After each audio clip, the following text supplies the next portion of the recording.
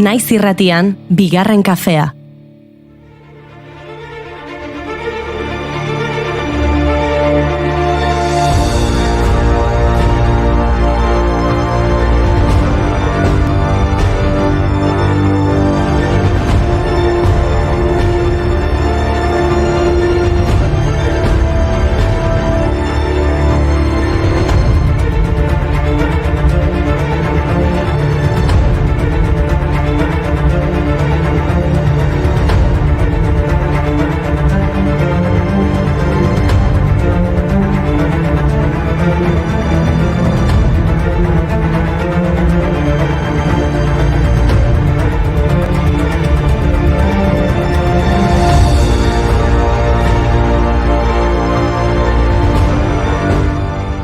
Arratsaldeon, hizkuntza baskonikozko idazkonik zaharrenak dioen bezala, sorioneku sentitzen gara. Atzo aipatu genituen Irulegiko eskuarekin egindako txisteak, baina emari ez da amaitu. Haze meme festa dagoen Twitterren. Aztu lauburu eta eguzkiloreak utzi ikurrina alde batera. Gure ikur berri zaharrenak esku itxura du. Eskuekin maitatzen dute elkar. En las peores estampas, en condiciones famélicas y con todo en su contra. Aragiaz dago seten sabelaz. El amor de los pobres no sale por la ventana, aunque el dinero entre por la puerta. Ez daukate nola eman bestela. Que nunca entra. Eta bai, memeak agertu bezain pronto piztu zen eztabaida. Hasi dira txiolari batzuk mokoka. Aurkikuntzaren aurkako txio bat ikusten dugun bakoitzeko. Txupito! Agertutako hitzak ez direla antzinako euskara esaten duen pertsona bakoitzeko. Txupito! Eta eskuaren irudia duen lehen kamiseta agertzen denean. Txupito! Txin. Baina txupitoa zerena, alkoholik ez, Tú sos un alcohólico, tú estás nervioso. Tiene alucinaciones, de su ducha sale alcohol hirviendo. Esto no puede ser, esto no hay quien lo aguante.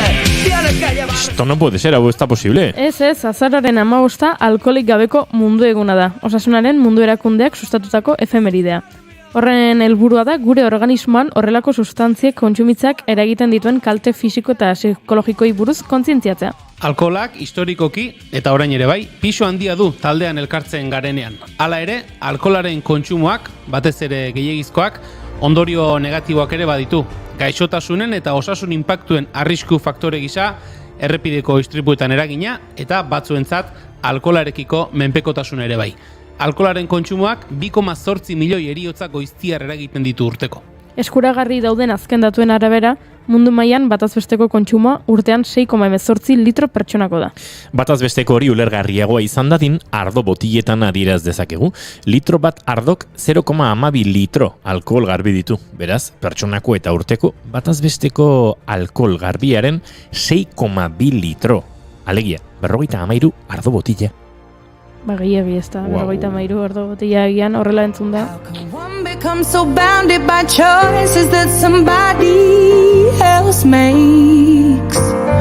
How come we both become a version of a person we don't even like? Esan bezala, ardoak eragina du osasunean, eta sentitzen dugu hau esatea. Baina ez, egunean ardokopa bat hartzeak ez du zure bizitza luzatuko. Zalantzarik gabe gizarte osasuntsuagoa izango ginateke alkoholaren kontsumoa murriztuko bagenu. Ziur naiz bizi itxaropenak gora egingo lukeela. Eta bizi itxaropena luzatuz gero, zenbat pertsona ginateke munduan.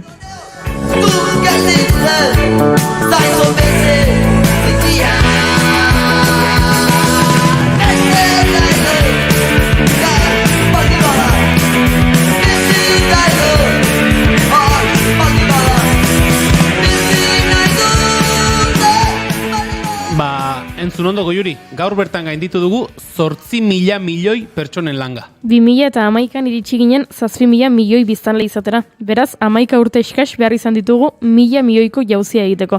bertigo pixkat ematen ditorrek, Zalantzarik gabe, aldaketarik ikusgarriena 19. mendetik aurrera gertatu zen, industriaroltzarekin batera. Munduko biztanleria milaka milioi pertsonatan izaten hasi zenean. Pentsa, 1960an soilik 3.000 milioi biztanle zeuden munduan. Ez alda arraroa pentsatzea gure gurasoak jaio zirenetik 5.000 milioiko aldaketa egon dela gure planetan. Each other's thoughts before we speak. There's a million people living here, but when you're near, everyone else disappears. 2050ean munduko populazioak gora egiten jarraituko duela aurre ikusten da, ia 10.000 milioi biztanle izatera iritsi arte.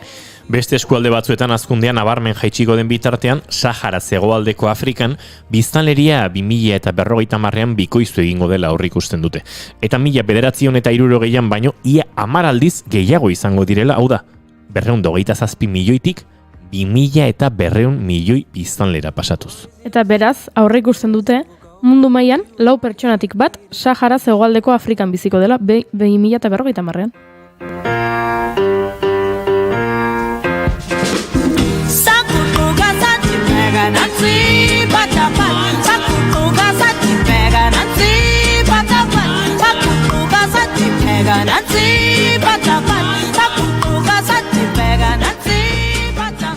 Zenbat pertsona jaioko ote ziren guk datu eman dugunetik. Eta hil, ikustagun, gutxu gara bera 15 segunduero, 65 pertsona jaio eta 32 hiltzen dira. Beraz, zuk esaldi hori esan duzun bitartean, bigarren kafearen 33 belizko entzule berri daude munduan. Hau poza, sorioneku sentitzen naiz. Nola sentitzen zara? Sorioneku. Badakizu Oso sorioneku. zein sentitzen zen oso sorioneku? Zein. Zein eta Ruperto. Ruper sorioneku? Amarontzi egun sentiko uretan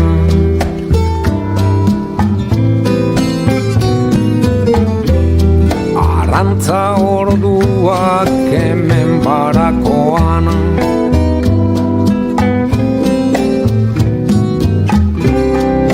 Zoriona deritzan moilan jarritan hau Zorioneku moilan, nahi biliga Ruper.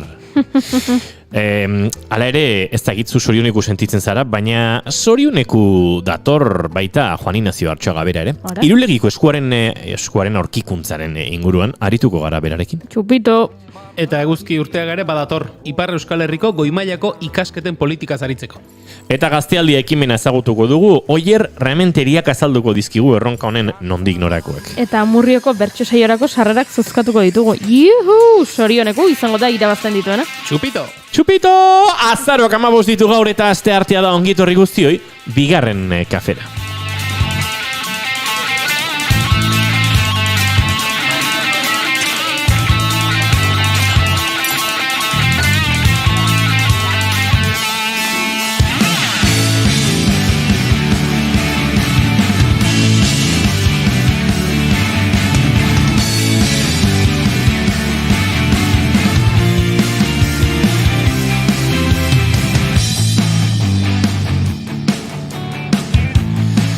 Zuekin Jaun Andreok Julen Goikoetxea Orbegozo. Arratsaldeon. Baita zuri ere. Zuekin Jaun Andreok dantzan improvisatzen hasi den, baina eskaxan markeratu den, Goiuri ez egiza arandia, bai. Barkatu? Kontra egiteko, piskate konbikzio gehiokin egin berda kontra. Arratsaldeon.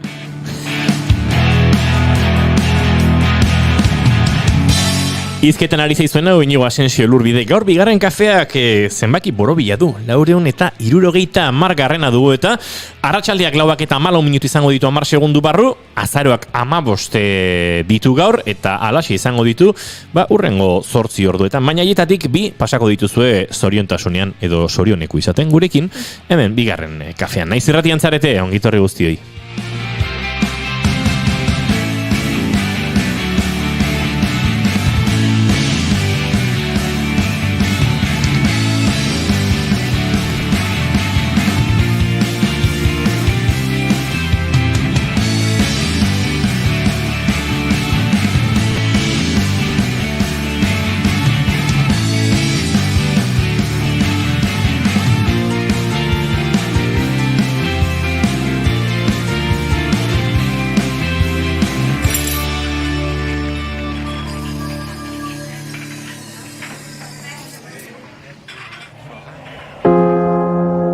sekula nuela erreko zinekin nuen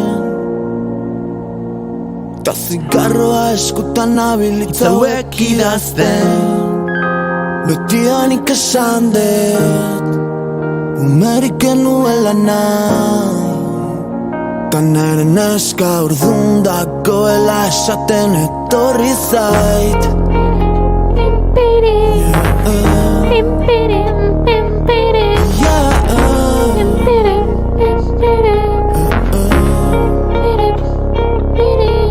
Astor eta perdiko, dirutan justiko y al más hijo de puta, zemus aspaldiko Goiuri, zuke esango diozu isu errazkini ez idazteko lauak eta hirutan justu zuzenean hasi garenean ja pixkate ezin digula erantzun eta ez dakit egun guztia dokala guri idazteko eta pixkat. Bai, isu errazkin mesedez.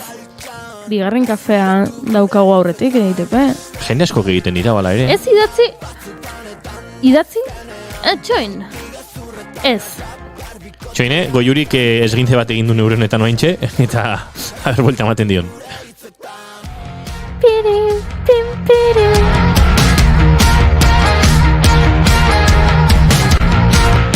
Ez, esan nahi nuen, entzulek idatzi nahi badute, idazteko, noski, Inigo! Bale, jazta, agur, ez, jarri, ez, Zintxua, segi. ez, iyo musika, ez ditze egingo.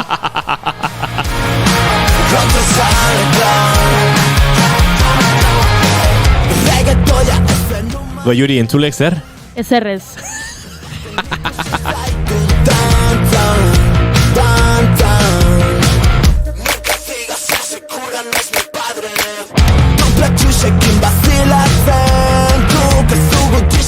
Julen Goikoetxe Orbegozo, zein zure maite duta? Ba, tira horra, nahiko motxean kontatuko dizuet. Nik berez ez naiz oso bertsozalea, esan edo urtean zehar ez ditut bertso saioak eta askorik jarraitzen, baina bolara honetan bezala, txapelketa dagoenean, asteburuan izaten diren saioen ingurukoak, gaur egun gainera sare sozialetan eta askotan agertzen dira, alako bertsoaldi, eta aldi hemen ikusten ditut. Eta nire maite dutarekin, eskaera bat, edo aldarrikapen bat egin nahi dut, bertso saioak telebistaz ematen direnean, eman ditzatela bertsolariaren irudiak eman beharrean publikoaren irudiak eman da. Hau da, askotan bertso baten amaiera edo oso borobila denean, jendearen, publikoan dagoen jendearen erreakzioak ere, ikustekoak izaten direlako, ze askotan egoten dira horrela, aurpegi adi jarrita bertso entzuten, eta esate baterako, iragan asteburuan, Aitor Bizkarraren ganbarako saioan, ikusten ziren ez, bertso bakoitzaren bukaeran edo, jendearen erreakzioak, batek buruarekin atzera egin eta eskuak burura ematen zituen, besteak ondokoari begiratu eta sekulako irriparra begira zabal egin da, eta ez dakit, bertso finala ematen dutenean edo, Euskal Telebistari eskatuko nioke, aukera emateko publikoaren kamerak, publiko enfokatzen duten kamera soilik aukeratzeko, eta ni behintzat, auturi egingo nuke. Nik esan barra daukat, badagoela teoria bat, diona, hiru loturekin munduko edozin pertsona ezagutu dezakezula. Alegia, ez dakit, nik hirurekin entzun izan dut, baina Juan Ignacio Artxoga dagoeneko hemen dabil. 6 dira. 6 dira? Bai. 6 munduari buelta mandizaiokezu, Juan eta etorri. Ez, teoria 6 dira. 6 erresa da. Hirurekin ezinezkoa da. Takit banik. Batzuk bai, baina ez 6 da. Teoriak dio 6 pertsonen lotura. Bale, nik 3 pertsonen loturarekin nahi dut egin aipamena, ze bertso saio bat ikusten ari zarela eta publikoan enfokatzen duten 3 alditik behin, pertsona ezagun bat ikusten duzu. Agian zuk. Hori egia da. Beti dago ezagunen bat? Flipante iruditzen zait. Bueno, kontu neukita, milaka pertsona biltzen dituela Euskal Herriko txapelketa nagusiak. Bai, akaso estadistikoki, bai. Baina, poza maten ditu, la bapatean, beste hau, mintxe, eta, bai. Nik maite dut Junenelekin lotuko dit Goiuri uzten badiazu. Bai. Ze ez dakat maite dutik eta bapatean konturatu naiz. Aipatu duzuzuk, badagoela ez, joera bat bertsoak entzuteko, txapelketa nagusia datorren honetan, baina bertso txapelketaren alde, eta hori egiten duzuen hon alde, esan beharra daukat, behintzat hilabete batzuk, edo aste majo batzuk pasatzen dituzuela bertsoak entzuten txapelketara bidean, jasaldia egiten denean, jendeak jasa entzuten du 5 egunetan, eta urte guztian zehar ez da kontzertu batera hurbiltzen. Zinemalia gertatzen denean, jendeak borroka egin dezake, hilaretan txartelak lortzeko, sarrerak lortzeko, eta gero zinetan ez ikusiko urte guztian. Tira, behonde izuela, bertso txapelketa nagusiagatik, aste batzuk bertsoa jan eta jan zabiltzaten, oi? Jan eta janez, Baina, bai, goz ikusten, haizu, nahiko joera majoa iruditzen zen, nahiko txalotzeko modukoa. Bueno.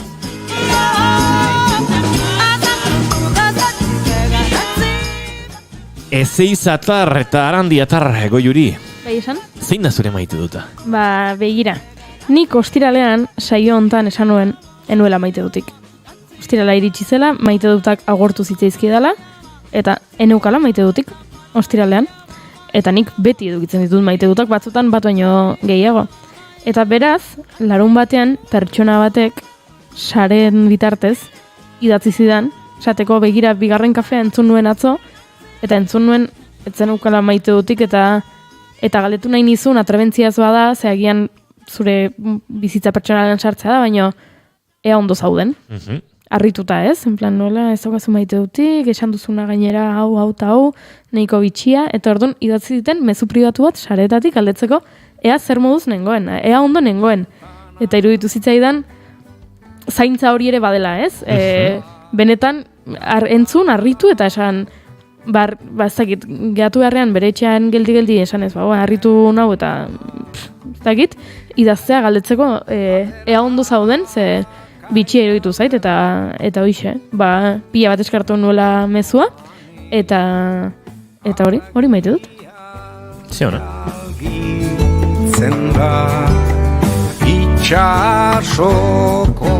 Eta hori ere bada pixkat bidea, zedula gutxi artista musikari batek jarri hemen zuen bideo bat, nahiko patxal, eta nesentek atentzioa deitu du, edo jendeak bintzate aipatu du, hainbat artistek, haren gremioko, edo haren ogibideko beste artistek jartzen ziotela saretako iruzkin modura, animo, garaio beak etorriko dira, eta beste, eta eski baizu, horrelako babesa dirazi nahi badiozu norbaiti ez idatzi mezu bat ondo geratzeko, hartu eta deitu, edo hartu eta idatzi pribatuz, eta kaso eskertuko du, baina hemen... Izena esan daiteke, Bai, Amaia Montero. Amaia Montero zen. Eta beste hainbat musikari, animo, hartzak telefonata ditu jok, o ez dakit, idatzi behintzat mezu pribatu bat, edo galdetuaren musikari benetan ondo dagoen, edo kezkatu, baina tira. Arratsaleko 4 eta 22 ditugu eta segitan Juan Ignacio Artxagarekin Irulegiko ardo daten hasi behar dugu, baina, hori ez dugu ekarri, baina zozketa egin behar dugu, ze Goiuri, bixi, zehatz-mehatz eta askar, baditugu Amurrioko larumatontako bertso saiorako sarrera bikoitza. Sarrera bikoitzak esan nahi du, pertsona batek irazituko dituela, baina bi sarrera direla, beraz, gero zoek erabaki, norekin joan nahi duzuen. Zozketan parte hartzeko zer egin behar duzue? Entzungo dugun bertso honen amaiera asmatu eta bidali WhatsApp bidez guri edo naiz irratiko zenbakira eta biak botako ditugu badezpada ere 644-292-294 zenbakira edo bigarren kafeko zenbakira dela 688-722-444. Streaming ari zaretenok orain bakarrik idazteko aukera duzuenez ere, ontzat emango dizkizuegu erantzunak, baina izan behar du zuzenean gertatzen den zerbait eta bertsoa hauxe da. Ez dit egin grazi, aitzaki hobeak jartzen, beharko nuke ikasi. Ez dakit egoera hau, ia nola iragazi, gauza honik ezin baitut, honetatik irabazi, ta aitzakiak pentsatzen, ere nazkatu naiz kasi.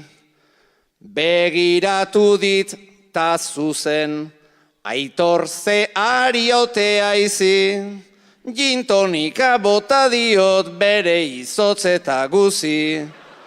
Ordaintzen duen erako ez du besterik. Txepa! Zeinote da azkeneko hitza, zeinote da grazi, ikasi, iragazi, irabazi, kasi, eta guzirekin errimatzen duen hitza.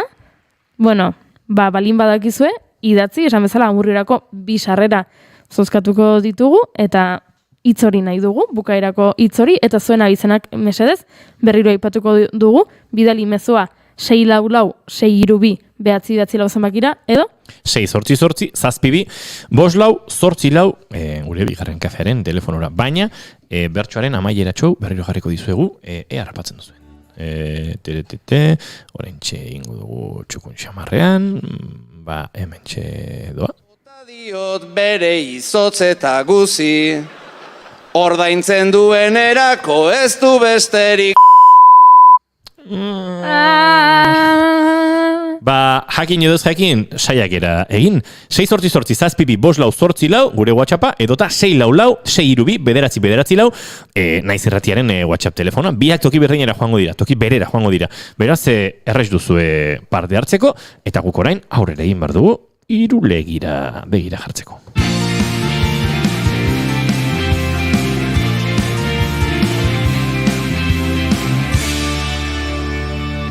Bigarrenak ez direlako beti okerragoak.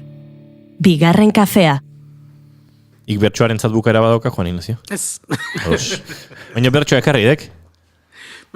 Bertsorik ez, baina, bueno, lan pixkate indio, kontu honekin. Bueno, atzo aritu ginen, Jon Telleria lankidearekin, edozein erabidetan ere informazio mordoa jaso izan du entzuleak, badakizue, aurkikuntza historikoa, esango dugu, egin dutela, arantzadik egin duela, indusketa, horretan, Irulegiko indusketa horretan, eta agertu dela, brontzezko esku itxurako pieza bat, bertan ikerketa lanetan hasi, hori garbitzen hasi, eta hitz batzuk zeudela, eta hitz horiek zeudelako horretan topatu dute, euskeraren edo euskera intzinakoaren, baskonikoaren, horrela deitzeko eskatu digute, ez da Juan Ignaziok ze iritzi izango den horren inguruan, ze hortik uste dut abiatu behar dugula, baina lehenengo hitza behintzat interpreta daiteke. Errexamar eta da sorioneku. Horre, nahiko adostasun edo nahiko onarpen dagoela, irakurri dugu azken egunetan. Uste no zela itesantzen izan lurago, Juri. Ez, horixe. Oso urduri nago. Juan Ignaziok zer kontatuko digun? Beraz, testu inguru eman digu entzuleari. Aurkikuntza bat, aurkikuntza historikoa, Kristo horreko lehen mendean kokatu dutena, eta bertan euskararen presentzia edo, gutxi gera bera argi xamar dagoena, naiz eta hor badagoen lehenengo eztabaida, euskera den, aintzinak euskera den, eta kaso hortik heldu dizaiokigu, Juan Ignacio, zuk esango diguzu, nondik heldu nahi diozun gaiari, ze asko dago hemen aztertzeko. Pixka bat, naiz eta askotan errepikatu den, baina, azpimarra pixka bat jartzearen, ez da? Ez da bakarrik zenbat urte edo zenbat mende, ez batipat erromatarren aurrekoa. Badirudi euskara mundura jaiotzen dela latinarekin batera, ez da? Badakigu zenbat mailegu, ez dakite hiztegiaren erdila edo latinetik etorritako maileguz daukagu osatuta, eta hau batez ere, adina gora bera, baina batez ere nobedadea da latinaren aurrekoa da. Euskerak latinarekin inolako ukiturik izan aurrekoa. Hala ere, Juan Ignacio, hor, ez dakit, uste dut soziolinguistikoki edo ikerketa ikuspegitik, adituen ikuspegitik, olako adostasuna badagoela euskeraren, latinaren aurrekotasun horrekin, ez? Hor ez da bai da zientifikorik ez dago. Kontua, aurkikuntza bai dela lehenengoz erromatar garaiko aurreko aurkikuntza bat. Erromatarren aurrekoa eta latinarekiko kontaktuaren aurrekoa, ez da? Besteak beste eta hola, alboko ondorio bezala, baina bazegoen, orain ja bukatuko da, honen bestez, baina bazegoen esate bateako on hitzarekin bonusetik, latineko bonusetik otezetorren, badiru dizetz, ez da? Hori hipotesia bazan, bere garaian, ez naiz, niko goen nor defendatze zuen da, baina hipotesia bazegoen. Bonusetikan otezetorren gure on hori, Honek erakutsi du dagoeneko argita garbi ez ez. Latinarekin inongo harremanik izan baino lehen, bazegoen zorioneko hori. Juan Ignacio joango naiz galdera botatzen, eta asko nahazten bazaitut, zuk esaiazu, hori gerora gutziko dugu, da nik hemen nakonda. Bada hor teoria bat, ez dakit tajuzkoa den, baduen, ez dakit, tajurik edo seriotasunik, baina zorionak, hitza edo zoriona, txori honetatik, txori honak egan, eta... Bai. Hori da, oso, badaude erromatar garaian eta historialarik, azpimarratze dutenak, Euskaldunei buruz batipat esaten dutena da, afizioa daukaten igarletzarekin eta nola haitzen dian txorien egaldiak eta behatzen, etorkizunak ekarriko dien eta asmatzen saiatzeko. Ez da, hori dokumentatuta da, badirudi oso zaleak ziala. Eta hortik handatorrela zorionak, sorte ona, edo etorkizun ona, edo sentitu. Txoriek zuten igartzeko gaitasunetik. Ez dakit nola izango zen, baina, txoriak modu batean egan egin, edo... Horrek eguraldi ona kustan eragina, kaso, edo horrelakorik? Ez, hori ja arago etzan eguraldiaren kontua, baizik, eta, beste gauzak, beste asuntuak, ez dakit nize izango zen, baina edo... Beraz, metafisiko goazan historia. Orakulo bat, zuek kezka bat zendunean, eta jakin nahi zendunean, joan gauzien oitako espezialista baten gana, eta esai dezu ze pasa behar duen honekin, edo gaxotuko nahi zen, edo zein kezka zalata, horrelako konsultak egitea, ez da? Ados.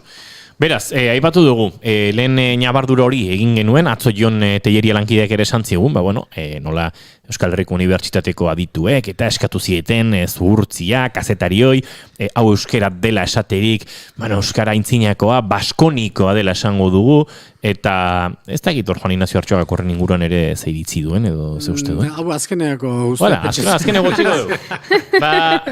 Esan ondik tirako dion, Juan Ignacio.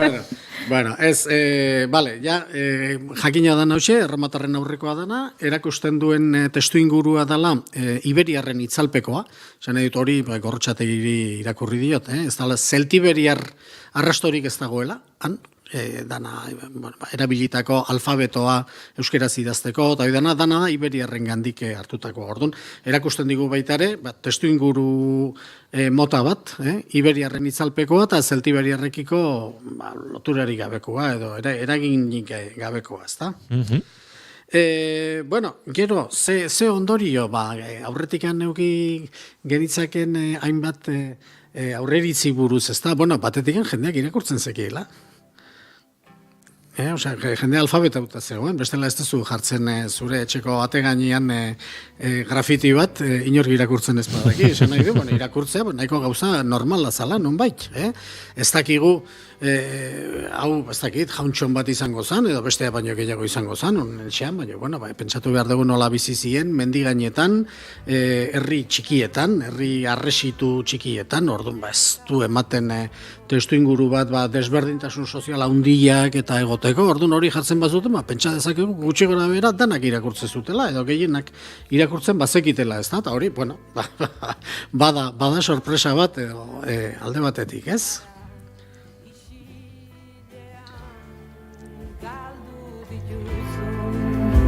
Gerra guzti hoiek danak eta gero, ez nahi sartuko, errepikatzen jada esan dien gauzak, baina, nik uste honek egiten digun ekarpena, eman digun poza alde bate utzita, hori ja danok badakigu, baina uste bertsolaritzaren ondoren, hitzaren bigarren kirol nazionala ekarri digula, eta da, testu hau destifratzea. Unuzke hoia, ez dakit irakurri dituzuen, baina nik handa hemen ja ikusi ditut hainbat saio, ez da? Bai. Batzuk oso humoretik, eta beste batzuk, seriotasun gehiagotik. Goiur ez dakit hortik eskura daukagun irudia, baina streamingez jarraitzen gaituztenek, akaso ikus dezaten arantza edikatzu erakutsi zuen, ez dakit simbologia, esango dugu, edo testua izango da ez. Naiz eta guk, testu horretan erabiltzen diren ikur guztiak edo izki guztiak ez ulertu lehen biztazu batean. Baina hor, batzuk futbolean eta bakizue, ekipoaren alineazioa bakoitzak nor berea daukan bezala, nik uste, honetan ere, aurkin nor bere itzulpena izango dugula, ezta?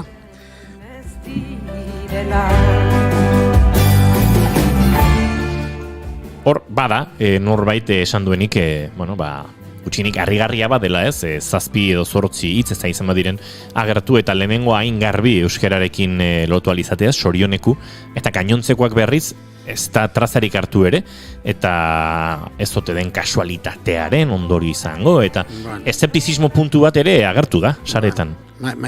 ematen du preparatuta zegoela, baina ez, hortikan segitu behar nuen. Hortikan segitu behar nuen. Bai, erabat ados nago, nik uste zerbait kritikagarri baldin badago izan dela, ez dakindik gehiagizko zuhurtzia, edo, gero ikusiko dugu, nondikan sortua izan daitekeen hau, baina bai, eszeptizismo hori sortu dut, nik nire inguruan, irakurri eta hainbat jende, esan ez nola, lau lerrotik bat bete-betean euskera, eta beste hiru ez dugu tutik ulertzen, hitz horiek erabili dituzte, ez dugu tutik ulertzen. Orduan, aldez aurretik aurkezpen moduan, ez da egokiena, ez da? Oso normala da jendeak esatea, bueno, auskalo, igual zorioneko ez da euskera, edo auskalo, edo oiz sartu dute, eta egunon buenos días bezala da, eta zorioneko, eta gero gainako guztia iberoz dago, edo, bueno. Claro, erakutsi dutenaren arabera, zorioneko irakurtzen da, eta gero, teneke bekirateren otirtan esekari. Ontxe ikusiko dugu. No, nik nire itzulpen hain da dokat, bai, Bai. Osa, kirol olimpiko honetan parte hartu duzu. Bai. Ta eskerrak atxaldean bukatu, bestela ez nun lehengo. Bai.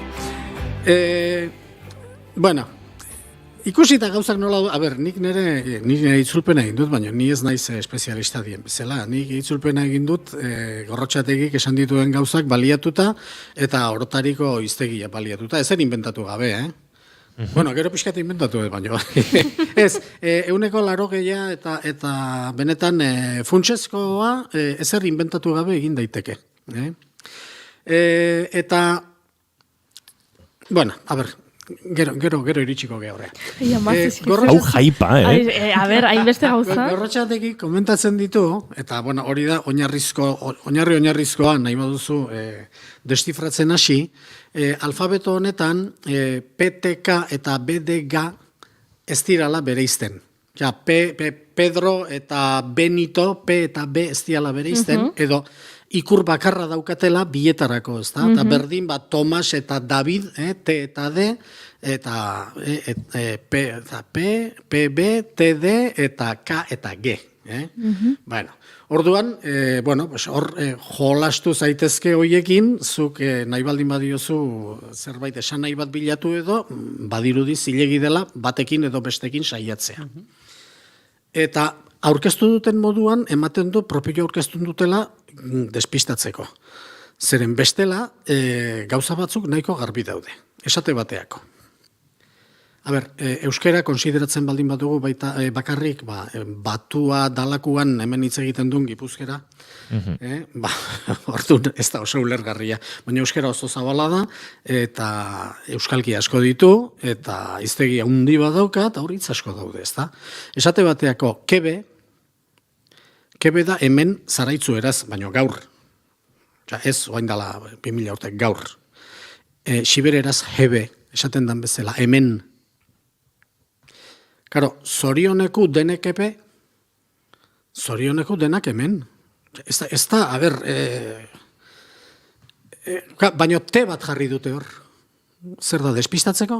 Bi balioak izan baditzake, te eta de, eta denekepe, Zaraitzun, desde luego, ulertuko dute. Baina hori jakin da, zorioneko denekepe, eta gaina, badu, esan nahi dut, etxe batean jartzen baldin bada, zorioneko hori darraiona, denak hemen izatea koherentea da benipin. Bai, zentzuduna da, bai. Nik ez dut esaten, oain esango duten hau, benetako zea dela, baina, bakizu nola esaten den, sinon ebero, eben etrobato, ez da, bueno, atera daiteke testu txukun bat, itxurosoa, gero oidan edo ez da, beste gauza da, baina esateko, tutik ez dugu lertzen, manai oso arrero egite zaitzetik. Gorrotxatek nahi 11 buelta ematen dizkit, 11.000. Orduan, gero sartuko gea, ze motivazio egon ahal izan diren, gehiagizko zuhurtzi honen atzean, ez da? Baina, zorioneko denak hemen,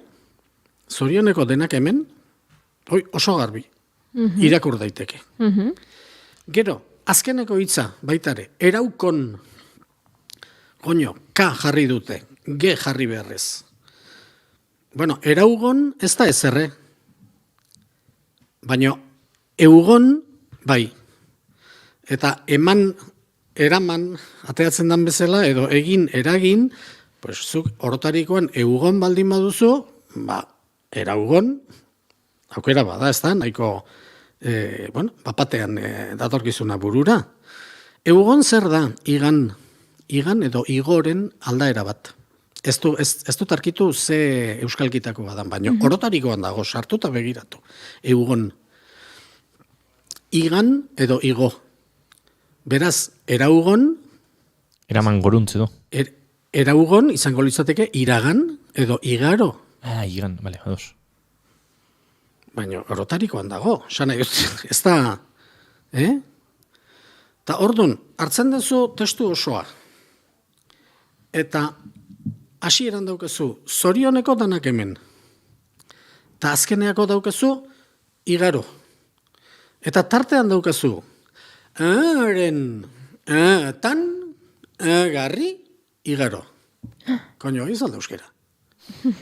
Gero ikusiko dugu tartean zer dan, zer izan daiteken edo ez baino. Eta denek hemen, edo denek ebe horren ostean, eki hori eki edo egi izan liteke. Ekirate. Ekirate, edo egirate. Biak izan litezke. Edo ekirate. Irate, te bukaerak, die ti bukaeraren baliokideak Nafarroan eta Pirineo aldea. Espelde daukagu, epelde, ez epeldi. Hori da, hemen ezagunago dantzea bat, baina te bukaera hoik, iratiren ordez, irate eulaten dao, estelerrin, toponimoa. Ekirate, izan daiteke izen bat zatik atzetikan posesiboa dator. Ekirateren. Ekirateren otirtan, ezeagarri igaro. Hori, esan daiteke, ez dugu tutik ulertzen urteterdi horri begira egon da gero? Atxalde batian orotarikoekin ikusten den... Honek elikatzen ditu zalantzak. Neri destifratzea baino zailago itezait beste destifratzea. Eta hor sartzen gea nik ustet Iruña Beleiakin. Horrelakoek ikusi ditut nik sareetan asko, jende asko kaikatu du. Eta orain zer? Orain ze pasatzen da. Iruña Beleian baliotzutenak, oain hasten baldin bagea, bedeinkatzen, hau edo bestea, karo, handaude besteak atzian. Pasaleike, ikusi dezu, baina irakurri testua. Gero, zer dan bakoitza, ez nahi sartuko zetik, hitzak aldatu lehizke, baina zuek ez aldezue, baina entzun, seguru baietz, klipak eta hola izateia, ez da egiteo, Mexikon eindakoak, edo Albazeten, edo zeak, bertako hitzak erabiliz, ezer ulertzen ez dezuna, baina Espainola jakin da. Espainola da, baina ez dezu ezer ulertzen. Ez dezu ulertzen hitz guztiak, bereziak, edo txokokuak, edo direlako, ez da. Hau antzeko bada, baina egitura, nik hemen daukat, ikusita gainea, abegi honeko edo ongi etorriko agur bat, edo zean modukoa dela, ni pixkat paralelismo bat egiteko testu bat preparatuet. Ikusteko zer izan daiteken, ez da? Eta, pixka bat arbela izarrei omenaldi xume bat egiteko, ez? Pentsa, Zubieroko jatetxeko atian jartzen badu. Zorioneko hemen dena. Hilarioren otortutan gogoan garri igaro. Bai? Eta guain, irakurri jartzen duna. Zorioneko... Denekebe... Denekemen. Ekirateren otirtan... Ezeagarri... Eraukon. Igaro.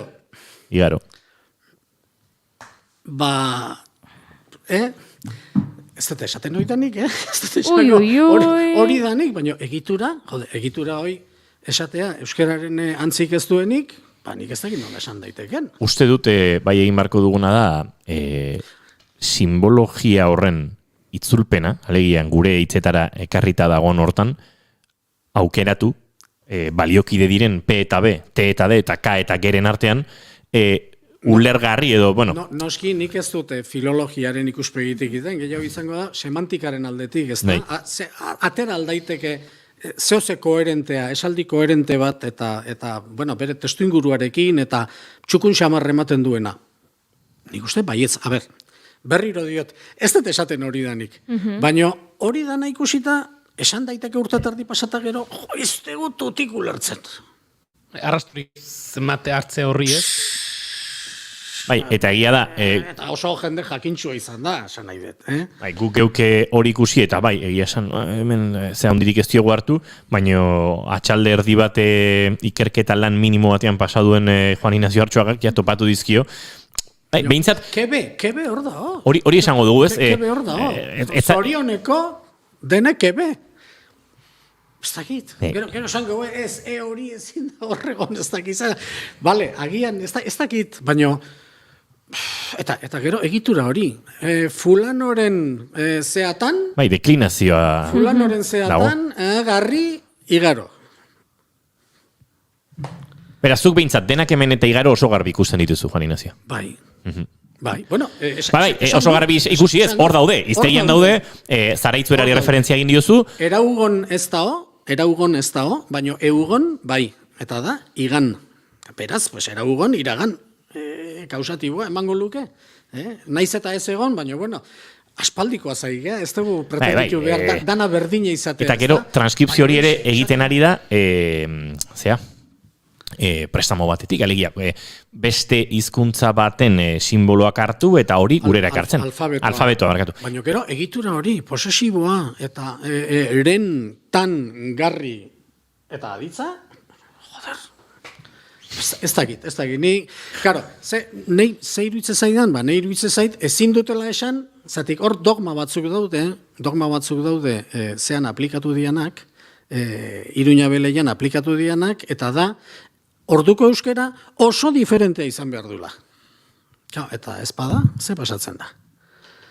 Iruña Beleian, hain zuzen ere, reprotxetako bat izan da, ez, hau dana oso berdina da, egila da, hitz guztiak sorpresa gutxiko izan dela, hemen hiztegi mailan gauza diferente gehiago daude, baina, bueno, gaude latinaren aurreko garaian, ez? Beraz, boire neurri batian espero garria da, ez da?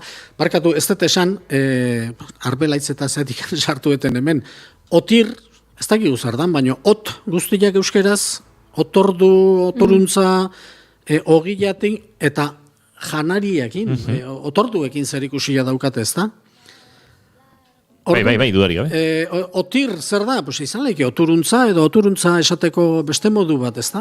Bueno, a ber, ez da laola izango, baina esateko ez dugu tutik ulertzen, iruditzen zait esagerazio bat, benetan. Urte terdi pasata gero. Bai, ados.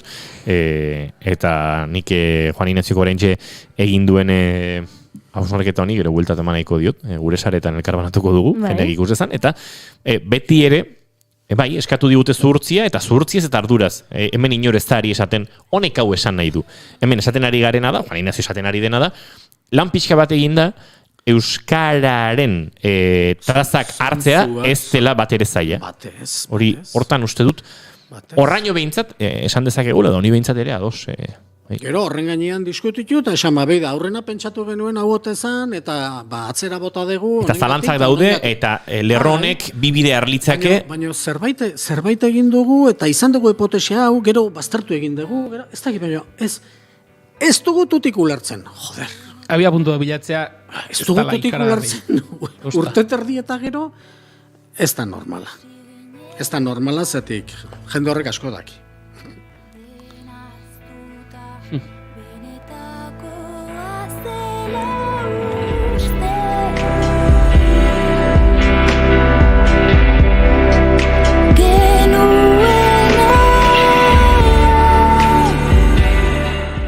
Ez dut gehiago Twitterreko txisteekin, Zer diote da? Galder González Garrido. Ointxe, ez esan eskerrik, esan eseak aurri erraukon.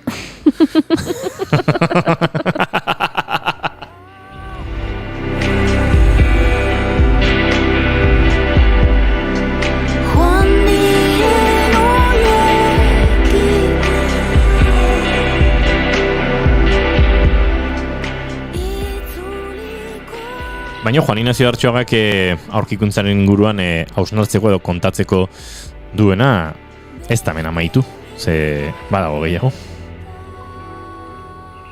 Edo hori pentsatu nahi dut. Bueno, oizan gehiena, ez da? Inskripzioa desifratzea baino, egoera du desifratzea. Egia da, nik badut hemen, azken galdera bat egin behar duenaren sentsazio, baino galdera hori erantzun du, azken minutuetan Juan Inaziok, naiz konturatu, honi euskara edo baskonikoa deitu behar diogun, esateko, egia da, testuari bi buelta eman da, aintzinako euskara behintzat, akaso, justuago alitzatekela baskonikoa esatea baino? Nahi baskonikoarena benetan iruditzen zait hor dauden dogma horiek behartutako gauza bat, ez da? Osea, benetan, ematen dut bildurra daula euskara deitzeko, euskara oso diferente izan behar duelako. Baina hemen egingo bagenuke, hemen euskaraz egin genezake olako esaldi bat, ez dakit, xaman, izota, ibeni, zeraukon. Ulertu zuen? Horotariko handa guztia. Osta plastekoa, erra. Lepoan kolare ipinizion. Errepikatu eri mesedez. Xaman, bizkaira da, xaman, izota da, zea vegetal bat, lepoko bat ganaduei eta jartzeko. Ibeni da ipiniren aldaera bat. Oragarri, zeraukon. Xaman, izota, oragarri, ibeni, zeraukon. Zeraukon da zion, bueno, ez da lapurtera klasikoa, pixkatan anastuta. Bai. Esan nahi dut. Baina, 2000 eta piko urte pasa direla, hau posible dela. Hau orain baino horregatik. Oaingoa da, eta ze pasatzea, ez da euskera? Itzoik ez ditugulako ulertu, ez dielako eguneroko zeakoak ez da euskera? Zesan behar dugu, baskonikoa dela? Ez, uste dut referentzia egiten zela erromatarren presentzia aurrekoa nola zen eta euskarak gaur egun erromatarrekin elkarbizitza hortatik hartu ditun leksikoan hainbate, baina... Baina, a ber, berriro diot, ez da horrela izango, baina zorionekoak denak hemen. Fulanoren otordutan gogoan garri igaro. Baldin bada hori beste hitzekin, egitura hori, baskoniko esan bertzaio egitura horri? Hoi ez alda euskera. Ze bildurra du? Ez dakit, Nik egitura bere posesiborrekin eta posesiborrekin etan garri, ez dakit ze premia daun baskonikoa deitzeko horri? Ez dakit. Eta esaten, eta gero, harrigarri jaitezeitena da, T eta D arteko aukera horietan euskararik euskal interpretaziotik. Urrunen daudenak. Urrunen. Denek jarri bazuten, denek ebe, jendeak, ez, tenek. Bai, da gero Eta gero, eraugon, bueno, ez da aintzea, baina eraukon. Raro goiteko. Ez dakit. Egia da, erau honitzak euskeraren tankera hartzen duela, nahi gabe ere. Ikusia, behidatu aldezue, zuek behidatzen zuen normalean, eugon ikusi duzu. Bai, eta streamingen jarri bitartez, jendeak ikusteko, bai, orotariko euskalistegian, bai. Ba, izue, hementxe. Beste buelta bat eman diogu, bakaioari lapikoan, eta... Bakailua buruz bera jarrizkero azaletik ikusita igual ez dirudi, bakailu baino buelta emanezkero konturatzen da. Jalea otordurako duena bakailo bada. Otir hori oso politia da, ez dakit, otetik baldin badator, oturuntza, otordu esan nahi horrekin, abegikortasun mezu hori, eta, oso ondo ezkonduko. Oso ondo ezkontzen da, oso koherente gehatzen da. Gero, izango da, nedoztan izango, barriro diote, hoi beste kontu bat da. Baina azkenean, importantean nik uste dela, egitura hori, hor azaltzen den egitura, gaurko euskera da, berbera, egitura hori. Esaldi egiteko modu hori, oain. Bestelako hitzekin. Zentxe, Goiurik elkarbanatu du, ze horrek irakurri Goiuri, baina hortxe orotarikoan agertzen dira inbate aldaera, ez da? Egun, egan, eugon, ian, ixon, itxo eta itzo. Pentsa, zein ezberdinak diren euren artean ere? Bai, hau orotariko euskaliztegia da, eta mentxe daukazue, bai. Holaxe nik uste hor pixka zepoan harrapatuta daudela, eta bai, guain nola iken dugun, batetik esan behar dugu euskera dela, zati bestela ez dauka grazik, eta orduan esaten dugu euskera dela, baina gero esan behar dugu ez dela ezer ulertzen. Pixkat egoera horretan, testuinguru horretan daudela, pixka bat behartuta, eta esaten dutena baino antzak gehiago dula, esango nukenik. Eta noski, baskoniko izen hori asmatzeko bate premierik etzegoela, esango nuke, hainok errezpanabil eta egitura hori benetan hor azaldu dudan modukoa baldin bada, hoi euskera da, hoi ez da baskoniko.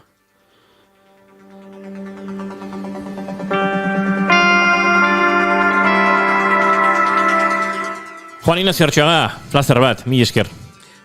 Urren arte.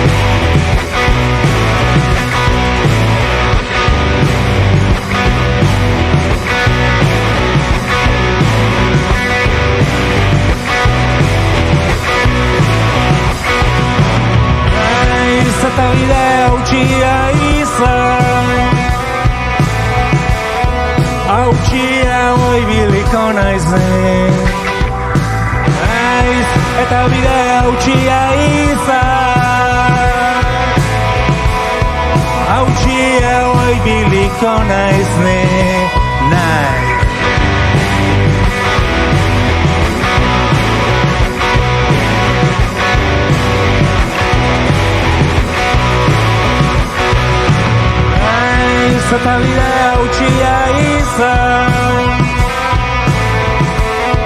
hautsia ibiliko naizen. Naiz eta bidea hautsia izan, hautsia ibiliko naizen. Maitia bihotzakua,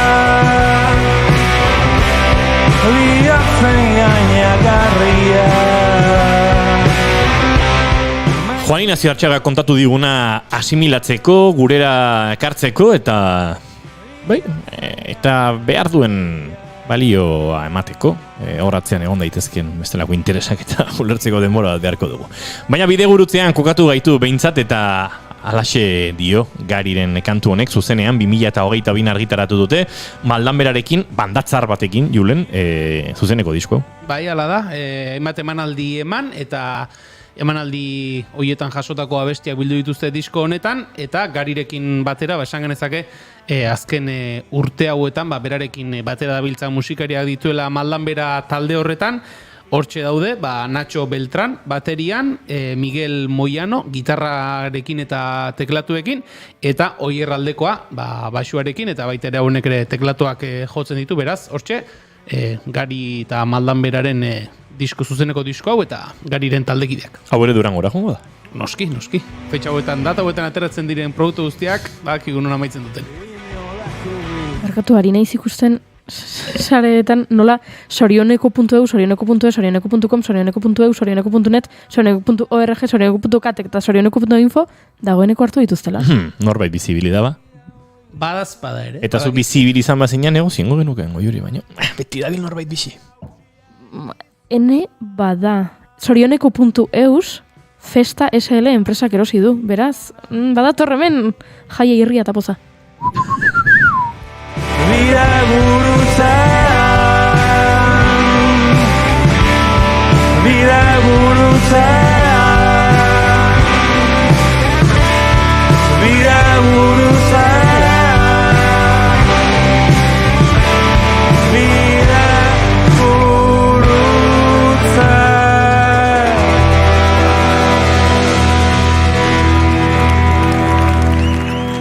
Gari eta Maldamera bide gurutzean, hau ere Durangora iritsiko da, eta poliki-poliki gure Durango giroan kokatzen joango gara. Baina, laizter, zera, azken orduaren bile, egin beharko dugu gure bidaitxoa, eta hemen bide gurutzerik ez, bide zuzen-zuzena, naiz irratiaren estudio zentraletaraino egingo duguna. Musika da protagonista, baina entzuten dugunaren atzean zer dagoen ere jakina izaten dugu musikaria saioan. Astelenetik ostiralera, 10:00 solasaldiaren ostean hasi eta eguerdia bitarte naiz irratian. Esan da bezala, arratsaldeko 5 ditugu eta segituan bagoaz gure estudio zentraletara azken orduaren bila. Naiz bidaiari aldizkaria irratian ere bai. Alba Cabrerarekin asteazkenero arratsaldeko 7:00. Uinen bidez bidaiatzeko prest? Naiz irratia.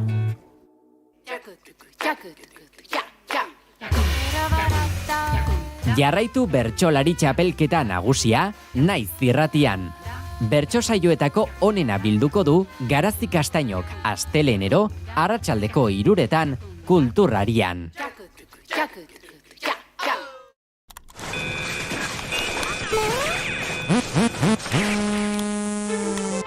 Lander, baldakik euskarazko 100 jokotik gora darela, eta Witcherren beste 3 joko aterako dituzela, eta Age of Empiresen sagako kriston... Baina zuk zelan jakiten duzu zelakoak? Game Irautxia irratsaioa.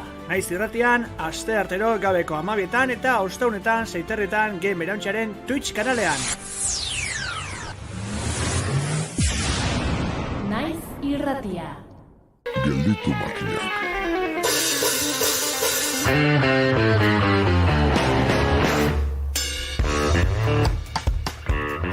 Laborantzarako aproposak diren lurrak hormigoiz estali nahi dituzte.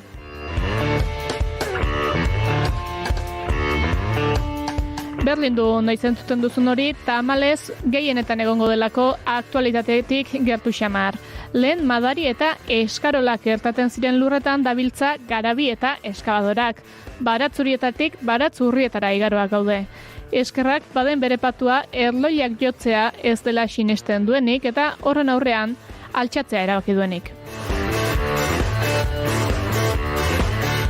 Adibide askoren artean dago Marienia ezunki kolektiboa. Kanboko hirigintza plana aldatzearen ondorioz, Marieniako lurrekin espekulatzea eragutzi nahi duena. Arantxa Idieder, Amaia Beirri kolektiboko kidearekin izan da, gaia xeago lantzeko.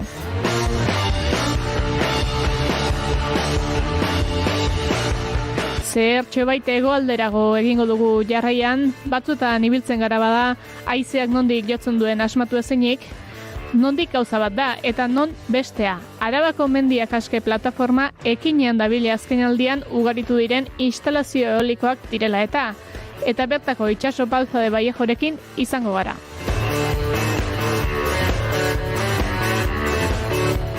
Musikari ere egingo diogu tartetxoa Ikerren gomendioaren txanda baita.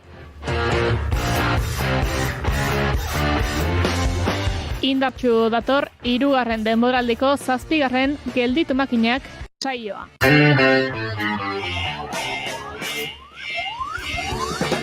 Jada entzungo dituzue gelditu makinakeko azken saioa. Gure webgunean eta podcast plataformetan.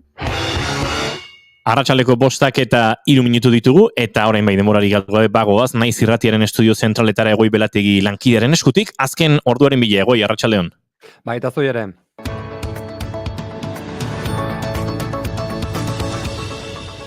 Arratsaleko 3 alderantziz esango dugu, arratsaleko 5 eta 3 minutu ditugu, ekonomia arlotik azken ordukoa, Mondragon taldeak ziurtatu duelako, ez duela jakinarazpen ofizialik jaso Oronaren eta Ulmaren balizko irterari buruz.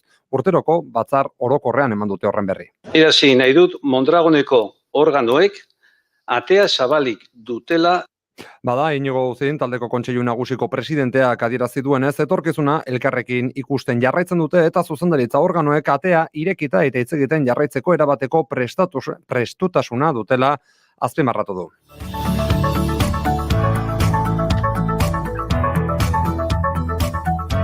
Ekonomia arloan duela ordu gutxi jaso dugun beste datua ere eskaini nahi dizuegu 87 zentimoko ezberdintasuna dagoelako Europako gizon eta emakumeen arteko soldaten artean.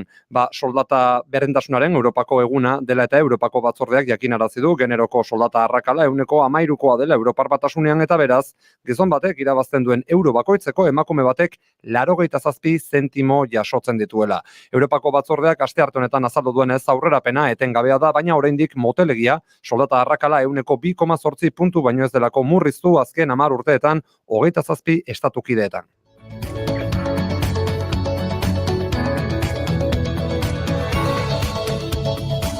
Amaitzeko esatea besterik ez, Sarek eta Bakebideak urtarrilaren 7an Bilboko kaleak betetzeko mobilizazioa antolatu dutela. Duintasuna, bizikidetza eta Euskal presoei zen haie senide eragiten dieten giza eskubideen errespetuaren exigentzia kalera eramango dutela ziurtatu dute. Azken 2 urteak pandemiak baldintzatutako mobilizazioak izan dira eta aurten Sarek, Bakebideak eta Bakegilek erabaki dute esan bezala Bilbon urtarrilaren 7an mobilizazio bateratua egingo dutela. Bego entzungo duzue Sareko bozeramaileak. Bilbo, beste behin ere, gure helburuak lortzeko falta zaigun bidea aldarrikatzeko momentu indartsua izango da. Aurten manifestazio bakar bat izango da Bilbon. Horregatik gaude hemen, Sare eta Bakebidea, Bakegileak zuen aurrean.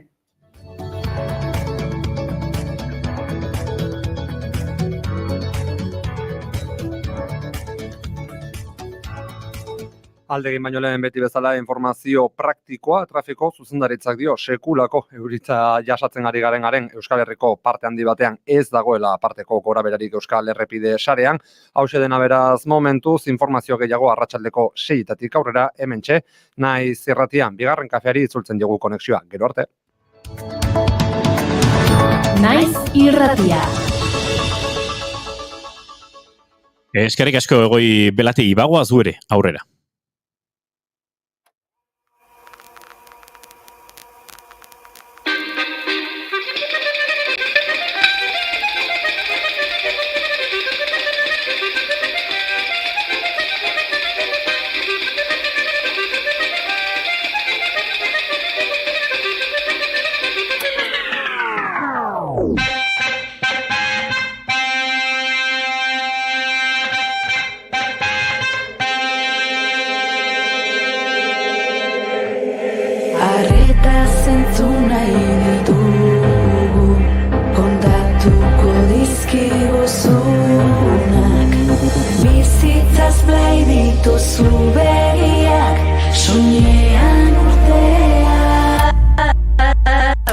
Kontu kutxunak Arnaz bakoitzean ikasiak Zuen gezur nagiak Luzatuz jarraitzeko ariak Kontu zaren gordailu Izan nahi dugu kantu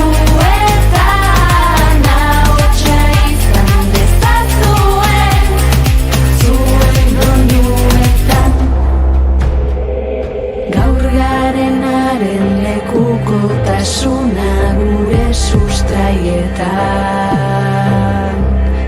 Jasotakoen ondareak piztu dira erraietan Gaur garenaren lekuko sustraiak inoiz ez daitezen ahaztu ertzetan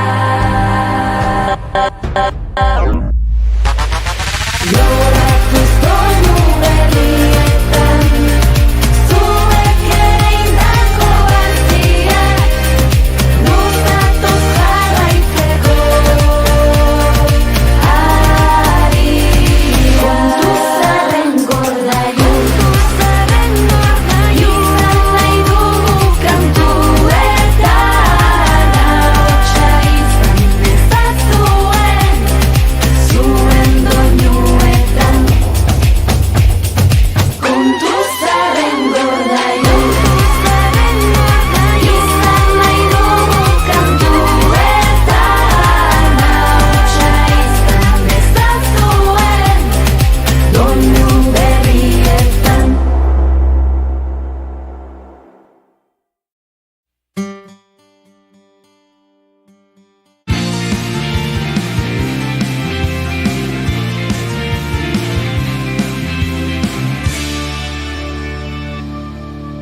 Keep calm and bigarren kafea.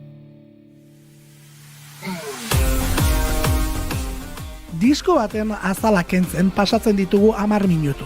Gero, mamia dastatzeko tarte zabalagoa hartzen dugulako musikaria saioan.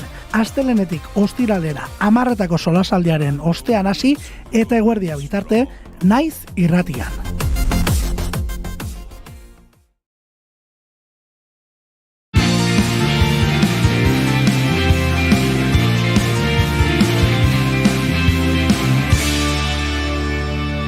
Keep calm and bigarren kafea.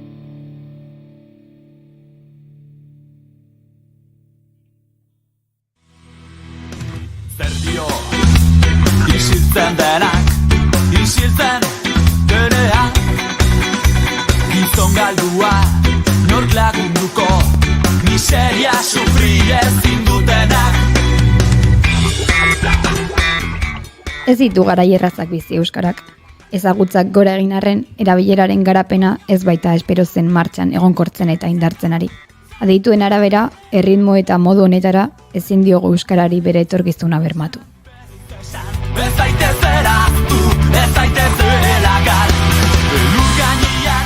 Kezka honetatik abiatuta euskaraldia eta korrika bezalakoik herri ekimenak antolatzen diren arren, kaletan eta beraziki belaunaldi berrien artean ez da euskarari lehengo bultzada emateko energiarik somatzen. Horregatik, hainbat gazte euskaltzale batu, euskararen egoeraren inguruko kezka, ardura eta gogoa erdigunean ipini eta ekimen bat antolatu dute.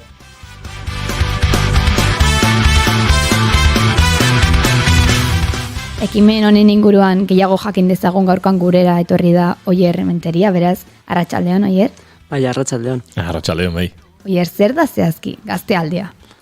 Bueno, gaztealdia da pixka bat gazteen artean aipatutako arazo honi besteak beste buelta emateko planteatu dugun ekimen bat, ja dela bigarrenaldia egiten dugula, baina bigarrenaldi honetan etorri gara gazte guztiei, bueno, apelatzera edo deitzera, hobeto esan da.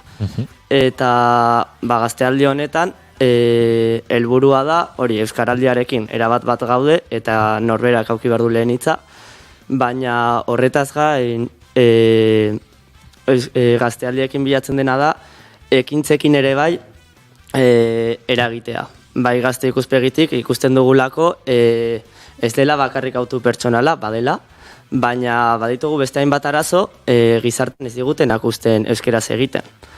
Orduan, hori, helburua da pixka bat ikustea, beste hainbat gauzan artean ez gaudela bakarrik euskeraren kontu honetan bez. Aipatu duzu ez dela lehenengo urtea gaztealdia ospatzen duzuela, zen izan ziren lehenengo edizio hartatik ateratzen dituzten ondorioak? Ni justo berrian azkontu honetan, baina hori, ezberdintasuna gaztealdiaren artean izan zen, aurrekoan izan ziren 9 gazte, ibili zirenak euskeraz 9 egunez eta ikusten non zituzten arazoak. Beraz, alde horretatik, hor berdintasun badago, seinalatzen dugulako non ditugun arazo estruktural horiek, baina ez 9 gazte, baizik eta jende guztiarekin. Eta ateratzien ondorioak, hori ezin dizkizut esan. Euskararen borrokari eutsi dion belaunaldi berria gara. Horrelaxe dio gazte euskaltzalen sareak, bere sare sozialetan, Euskal Herri osoko herrialde guztietako kidez osatutako sarea. Hor badago kontzientzia hartze bat ere ez, Oier, belaunaldi berria gara. Eta guri dagokigu orain, neurri batean, beste belaunaldi batzuk egin zuten borrokoari guk gauzatzea, eta gaur egungo egoeran gauzatzea, ez? Badago pixkat hortik, ez? Aipatzen zenun, ez da euskara bakarrik. Kontestu sozial guzti bada aurre egin beharreko edo borrokatu beharreko hori, ez? Bai, zalantzai gabe, hau da. Somatu genuen euskara ari zela pixka bat denbora guztian elikatzen iraganetik. Eta ez da posible mundua aldatzea, gaina 21. mendean aldatu dela pilo bat, eta borrokak mantentzea lehengo aldarriak. Hortaz, egin ditugu, gabi zaiatzen borroka honi indar berritzen, eta hori uste dugu daukigula gazteoi. Non gazteok ikusten dugun errealitatea beste ikuspegi batetik, eta segurazki zentzu askotan okerrak, baina gure oker guztiekin euskerari beste ikuspuntu bat ematen. Eta oean sartzen ezin ginen bizitzaren jabe, nortasuna eta Denok ditugu euskaraz bizitzeko gune, une edota pertsona zehatz batzuk ez da, baina agian horiek indartzea lortu nahi duzte, baina bestetik agian gure hizkuntzarentzat inseguru ez diren espazioetan ere eragin nahi duzu, ez da?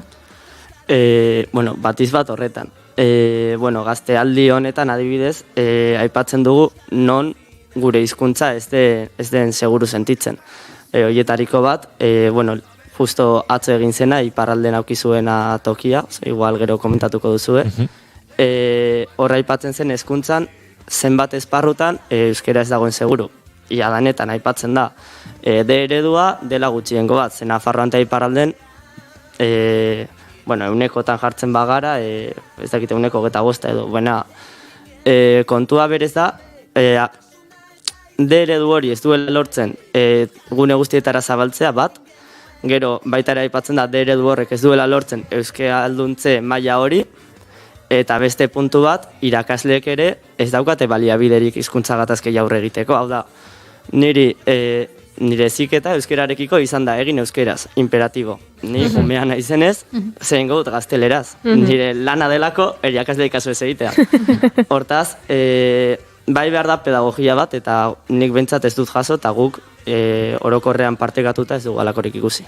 Pentsa, zu agurtu eta gero segituan izango gara Eguzki Urteagarekin, la politik den zenemo superior País Basque, edo Goi Hezkuntzako politika Euskal Herrian liburuaren arira, eta hainbat erronka ez, iparraldeko hiru lurraldetan izango direlako hezkuntzari dagokionez, kampus universitarioaren beharra, elkar truke eta zubi hoiek hegoaldearekin, eta bai, aipatuzu gero igual aipatuko duzu, bai, uste dute Eguzkirekin giro horretan gainera ariko garela badelako beste erronka bat, eta erronka hori ere bada ez, euskara ulertzea 7 lurraldeok behar dugun eskubide bat bezala, eta askotan, Odei Barroso dion bezala egozentrismoa atxerekin idatzi dugu, eta euskara badirudi hegoaldearen eta hegoaldeko zati baten eskubidea dela, ez beraz, hor ere baduzu ez, ikuspegi nahiko zabal bat, eta euskal herria kontzeptuaren edo euskararen herriaren kontzeptuaren defentsa bat, ez oier? Bai, zalantzari gabe, eta hori gabiltza zeiatzen, euskara eskubide izateaz gain baita ere atxikipena izatea ikusten dugula gaur egun, ez daukagula sentimendu hori hizkuntzarekiko. Eta lurraldetasunaren inguruan hori gabiltza zaiatzen, astelenean bezalako ekimenekin, Euskal Herri bere osotasunean zabaltzen euskararen borroka hau. Han, bide batez nahiko kontzientzia gehiago dagoela, igual zapalduago daudelako. Baina gero ere, falta zaigu zarean bertan, basen Nafarra, Zuberoa edo Lapurdiko jende gehiago. Hortaz, saiatzen gabiz, baina oraindik asko dago egiteko. Dei hori ere luzatzen diegu gure Zuberoako, Lapurdiko eta Nafarroako entzulei, gazte euskaltzaleen sarearekin bat egiteko, Twitterren eta aukeraz baniz Instagramen ere, abildua gaztealdia hitzarekin topa ditzakezue, eta saretzen eta bidasoako mugori hausten jarraitzeko, deia hemendik eginda. Estutzen ta iraganak, beldurtzen gure gorputzen, gezurrekin. Aipatu dugu jadanik hasiera batean euskaraldi eta gaztealdi honen antzekotasuna, ez da, eta hitzean bertan ere argi ikusi dezakegu antzekotasun hau. Baina bai lehenengo edizioan eta bai aurtengoan ere gaztealdia euskaraldia aste hartzela egin duzue. Hau kasualitatetik egin duzue, ala autopropio bat izan da? Autopropioa da, euskaraldiak zabaltzen diolako gizarte osoari, baina guk ikusten dugu gazteok behar dugun bultzada hori behar dugula baita ere gure gunea bai eztabaidatzeko, ekintzak egiteko eta hausnartzeko gune hori. Ez bakarrik gizarte bezala, baizik eta kolektibo bezala kasu honetan ulertuta. Eta gero, euskaraldiarekin erabat alde gaude, baina bai iruditzen zaigu, hori bagu bezala, gu hobetzen gabiz eta euskaraldia hobetzen dabil. Baina egia da, badaudela 11 erakunde, atxikitzen direna besterik gabe, eta ez dituzunak euskara zentzun zure bizitza osoan. Hortaz, kontra horeka horretan pixka bat ibiltzen gara. Hor badago puntu, sorioneku puntu bat. Sorioneku puntua da, zera, sare sozialetan bizitza guztia espainolez txiokatzen da bien jende hori, eta bapatean aurkikuntza bat egin dute, Kristo horreko lehenengo mendekoa, eta sorioneku, arro eta euskera, eta ze zaharra, eta ze polita, eta euskararen fosilizazioa zego juri nahi duzu hausnarketa honen autoretza esleipen egitea? Denak lapurtzen izkiazu? Jo, baina eski zituz esaten, da oso interesgarria dira. Denak lapurtzen izkiazu, hausnarketa guztik. Gauza, Goiuri ez eizarandiak gaur goizean egindako hausnarketa. Eskerrik asko. Kroketa batzutako.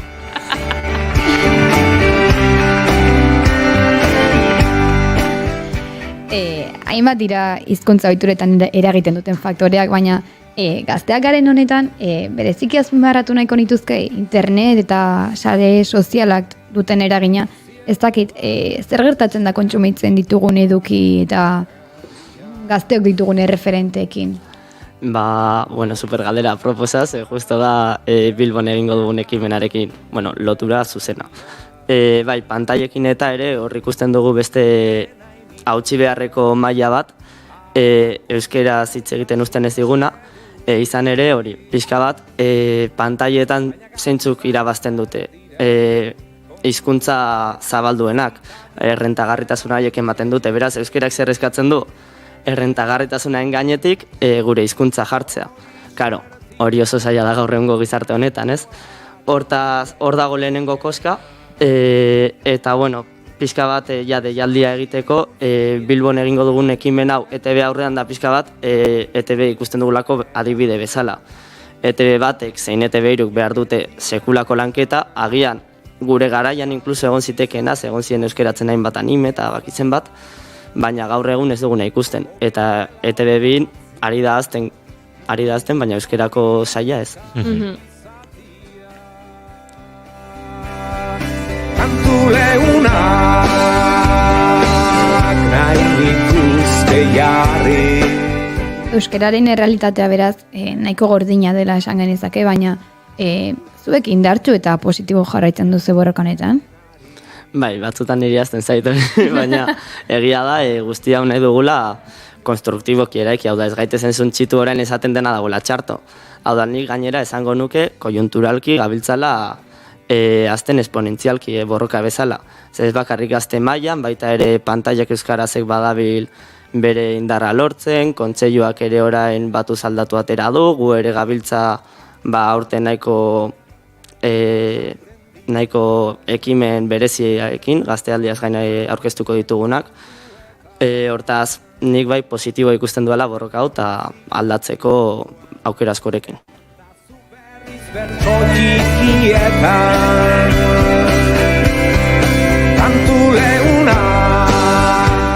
Beraz, aipatu duzu kolektiboki eta gazte guztiek parte hartzeko aukera izango dutela urtengo gaztealdian, azaroren 14 17 egingo da, ez dugu aipatu, eta ez dakit zer egin behar dugu parte hartu nahi badugu? Parte hartzeko, Nafarroa ingurukoek Iruñan gaur bertan, beraz agian pizkat berandu, eguerdian, beraz ointxe bertan ibiliko dira auzitegi aurrean ofizialtasunagatik eta barborroka, baina herri parte hartzeko daude bi modu.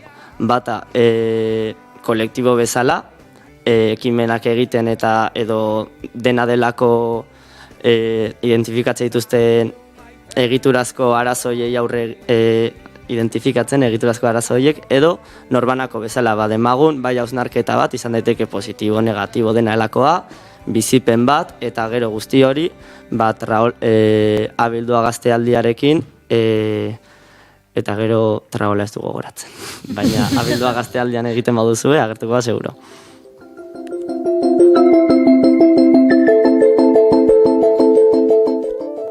Egun batzutako indargunea, aipatu duzu Bilboko ekitaldi bat oier, eta ez da horren inguran ere zerbait aurrera konta daiteken, edo zertan datzan? Bai, ekitaldia, gu sortu berria ganez, gure ekimendanak dira sumeak, besterik gabe. Eta Bilboko hau da, aipatu bezala ikusten dugunez arazo bat pantailekin, nolabait hartu dugun adibide bat, eta ekimena bera izango da ETB aurrean jartzeak hainbat kartelekin, bai aldarriekin, zein datuekin eta era guztietako kartelekin ETB-ri salaketa egiten. Salaketa ez zentzu bertxian. Bai.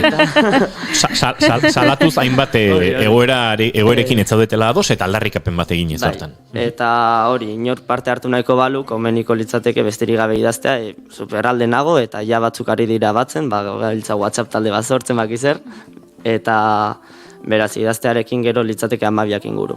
Zegunetan izango da nago jakin dezakegu? Aste azkenean, 12 inguru ETB aurrean, baina Bilbon. Bihar bertan, beraz? Bai.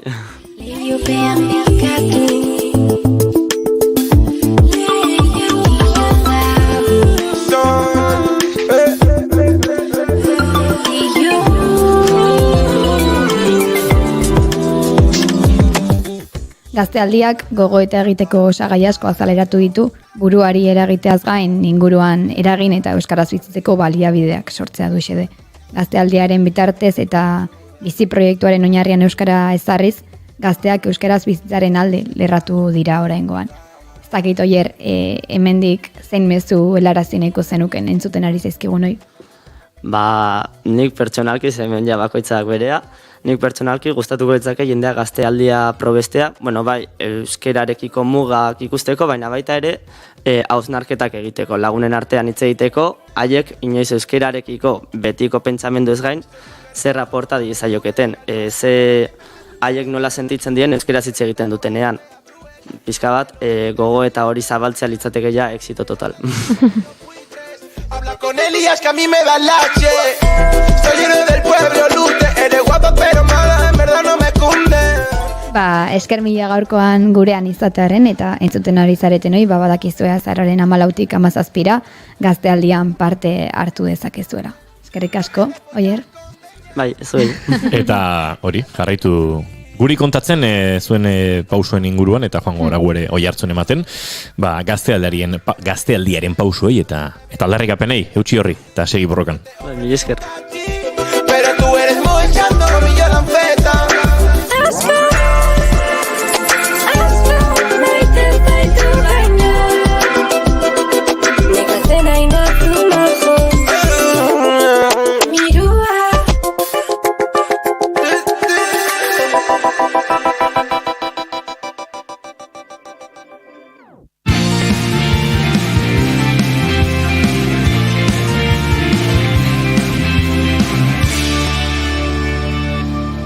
Bigarrenak ez direlako beti okerragoak, bigarren kafea.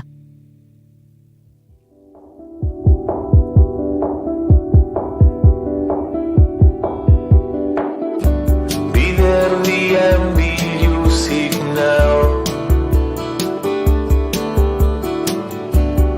hortozik nabil asfaltuan gainetik, atsegina egiten zait, lurra sentitzearen sentsazio. Goi ikasketen paradigma aldaketa aztertu du eguzki Urteagak La politique d'enseignement supérieur au País Basque liburuan. Euskarara ekarritan nolabait, goi hezkuntzako politika Euskal Herrian izango litzateke liburuaren izenburua. Euskal Elkargoa eta Paueko eta Aturrialdeko Unibertsitatea mugaz gaindiko dimentsio izango lukeen kampusak garatzeko ideiari bueltaka dabiltza. Goi ikasketen inguruko eskaintza urria izateak dituen ondorioetatik abiatu eta bere bidea egiten ari den hausnarketa prozesu sakonak batetik eta bide horretan gauzatu diren lan eta proiektu ezberdinek bestetik oinarri batzuk jarri dituzte eta etorkizunean eskaintza hori zabalagoa izate helburu hartuta ari dira lanean eragile ezberdinak. Horrek, maila akademikoaz gaindi, arlo sozialean ere izango duelako eragina.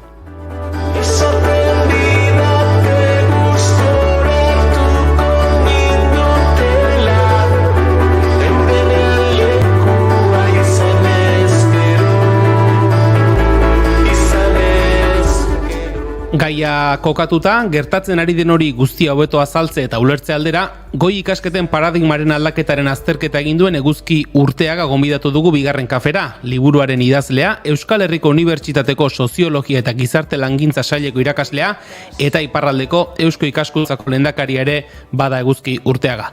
Arratsaldeon eta ongi etorri bigarren kafera, Eguzki. Arratsaldeon. Bueno, aipatu dugu sarreran, zure liburuaren nondik norakoak aipatu ditugu, sakonago ere sartuko gara, baina lehenik eta behin, mugaz gaindiko dimentsio izango duen kampusa garatzeko ideia aipatu da. Guzki, testuinguru pixka bat jartze aldera, noiztik eta nondik datorri ideia hori? Gogoratu behar da, Ipar Euskal Herriak unibertsitate autonomo edo propio bat edukitzearen eskakizuna aspaldidanik datorrela, eta Euskal Abertzaletasun modernua sortu zenetik 1973an enbata muginduarekin, garai hartatik jadanik eskatzen zen, konsideratzen baiten, iparraldearen eta Euskal Herriaren garapen sozioekonomikorako funtsezko elementua zela. Eta gero, bigarren urrats importante bat izan zen, besteak beste, batera plataformak 2002an bere 4 aldarrikapen nagusietariko bat kokatu zuen preseski unibertsitate propio bat edukitzearen inguruan. Eta ikusi da, denboraren poderioz ideia hori gizarte mailan orokortu egin dela, eta Ipar Euskal Herriko gizarte zibil antolatuak eta baita hautetsiek ere bat egiten dutela planteamendu horrekin. Argi dagona da, hor mugarria izan zela besteak beste, 1993an Euskal Herria 2010 prospektiba lan bat egin zen, atal oso bat dedikatu zitzaion goi mailako irakaskuntza eta ikerkuntzari, eta hor ikusi zen hutsune bat zegoela, gabezia zegoela, Ipar Euskal Herriko eskaintza unibertsitarioa nahiko urria zela, karrera eskaintzari dagokionez, baita ere gero zikloei dagokionez, batez ere lehen zikloko formakuntzak zirelako, eta horrek ondorio argi bat zeukan, eta zen iparraldeko ikasleek ikasten jarraitu nahi batzuten goi mailako formakuntza batean, ezin bestean kanpora joan beharra zeukatela. Gaur egun kalkulatzen da 8.000 ikasle gutxi gora bera urtero joaten direla bereziki Frantziako unibertsitateetara, Ipar Euskal Herrian dagoen eskaintza nahiko urria dalako. Ipar Euskal Herrian gaur egun 6.000 ikasle inguru daude, helburu da, eta hori aurrera pauso bat litzatekela hemendik 10 urtera bikoiztea kopuru hori, eta jada hasiko gainateke 10.000 ikasletaz hitz egiten, eta hori kampus itxura bat hartuko luke, eta dimentsio kritiko bat ere lortuko luke, eta horrek aurrera pauso batzuk emateko aukera eskainiko luke inongo zalantzarik gabe. Guzki, hainbat urte eta hainbat programa edo eskakizune modu aipatu dituzu, pentsatzen dut urteek aurrera egin ala gizartea aldatu den moduan, eskakizun mota horiek ere beraien bilakera izango zutela. Ez gera zerotik abiatzen, gaur egun 6.000 ikasle inguru daude, laizter 7.000 ere urbilduko gera, eta ikusten ari gera azken urteetan ere eskaintza hori hunditzen eta ugaritzen ari dela. Formakuntza unibertsitarioi dagokionez, baita ere ingenieritza edota enpresariales eskolei dagokionez, eta horrek albidetu du, Baionan eta Angeleun bereziki, eskaintza hori ugaritzea eta pixkanaka formakuntza handitzen ari dira, ikasle kopuru handitzen ari da, ikerlari eta erakasle kopuru ere handitzen ari da, eta pixkanaka dimensio bat atzen ari da. Zer gertatzen da, gaur egun ratioa horrendikan oso pala da. Gaur egun azken datuen arabera, daude 20 ikasle 1000 biztanleko. Eta Akitania Berriko unibertsitate guztietan kopuru hori gainditzen da, eta gainera erraz. Bordalen adibidez da 100-ekoa, eta Poitien 200-ekoa. Alegia, hor badago desfase oso importante bat, eta zer gertatzen da, batxierroari begiratzen badiogu, gainontzeko eskualdeetan baino batxierdun gehiago dago Ipar Euskal Herrian, baina gero unibertsitatera pasatzerako orduan, nola eskaintza urria dan, kanpora jutzeko obligazioa daukate. Berez, kanpora joatea ez da problema, beti ere itzultzeko posibilitatea baldin badago, eta bertako ikasleek, bertan ikasteko eskubidea ere badaukatea. Orduan, hor badago desfase bat, pixkanaka ikusten da eskaintza hunditzen ari dela, gerozta gehiago ikasleek hemen beren ikasketak burutzeko aukera daukate, gerozta gehiago ikusten da ere hegoaldera doazela, bereziki euskeraz ikasten jarraitu nahi dutenak, geroz eta gehiago Euskal Herriko Unibertsitatera doaz beren ikasketak jarraitu alizateko, baina horrendikan pauso bat eman behar da. Hor, interesantea dena da, badagola benetako kontzientzia hartze bat, bai gizarte zibil antolatuan eta bai hautetxien artean, etorkizunari begira ezinbestean apostu estrategiko bat egin behar dela gai horren inguruan. Bai garapen ekonomikorako, bai kohesio sozialerako, bai lurralde antolaketarako, eta batez ere hurrengo generazioei begira. Eta orduan hor ez da bakarrik asmoak iragarri direla, baizik eta ja erabakiak hartu dira horrei begira. Euskal Elkargoa aintzindaria da maila horretan, baina ikusi da Pauko Unibertsitateak berrikitan irekia deitzen den programa bat onartu du, Frantziako ministeritzatik finantzamentua lortu du, proiektu orokorra da 30 milioi eurokoa, eta helburua da bertan ikasten duten ikasleen kopurua bikoiztea, 10 urtean. IPP-ako unibertsitatean 4.000-tik 8.000-ra pasatuko lirateke 10 urtean. Orduan hor ja erabakiak hartuta daude, finantzamentuak ja desblokeatu dira, eta orduan ja hori ja praktikara ematea besterik ez da eratzen momentu honetan.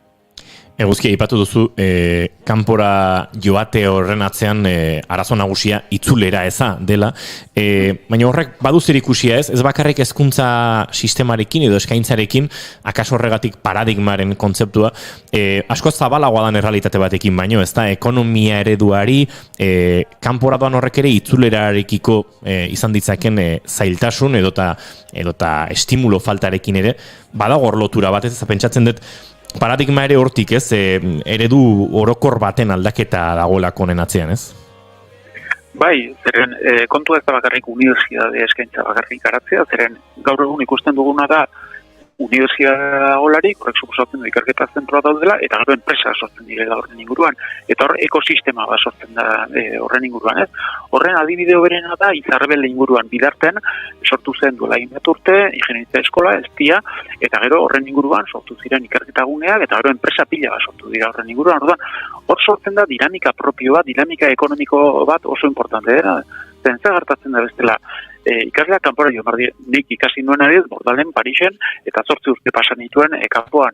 Eta orduan, itzuli nahi izan nuelarik, bazken finean, eukin nuen aukera izan zen, Euskal Herriko Unibertsitatera erakastera joatea ez. Baina Ipar Euskal Herrian aukera nahiko gutxi dago. Eta lankide asko dauzkat, eta nire generazioko jende asko, joan egin dena, eta gero itzultzeko aukerarik eduki ez duena. Eta familia eta beren bizimodua, Euskal Herritik kanpo egin dute, eta horrek izugarrizko galera suposatzen du lurralde bezala eta generazio berriei eskaintzen zaien aukerei dagokionez. Eta hor dago benetako kezka bat eta frustrazio bat ere generazio berrietan ikusten baitute, bazken finean derrigorrez kanpora joan behar dutela. Kanpora joatea ona da, beti ere esaten duen bezala itzultzeko aukera baldin badago, ez? Eta hor badago uste dut benetako erreflexio bat horren inguruan. Zeren Ipar Euskal Herria oso dinamikoa da demografikoki. Azken 10 urteetan, biztanleria 9,6 igo da. Zer gertatzen da jende gehiengo hori dator Frantziako gainontzeko eskualdetatik, edo onera lan egitera, edota jubilazioa bertan pasatzera, ez? Baina gero, bertako Euskal Herritar asko gazteak direnak, kanpora doaz ikastera, eta maiz itzultzeko posibilitate gutxirekin, ez? Orduan, hor uste dut, Ipar Euskal Herriko eragileak eta Euskal Elkargoak zentzu horretan onartu zuen goi mailako ikaskuntza eskemak hori adierazten du, alegia badagola borontate bat hemengo eskaintza areagotzeko, hobetzeko, diversifikatzeko, eta horrez gain ere, mugatzen diko lankidetzari bere biziko importantzia ematen zaio, hor ikusten baita izugarrizko kooperazio eta elkarlan aukera dagola, Hego Euskal Herriko Unibertsitateekin besteak beste.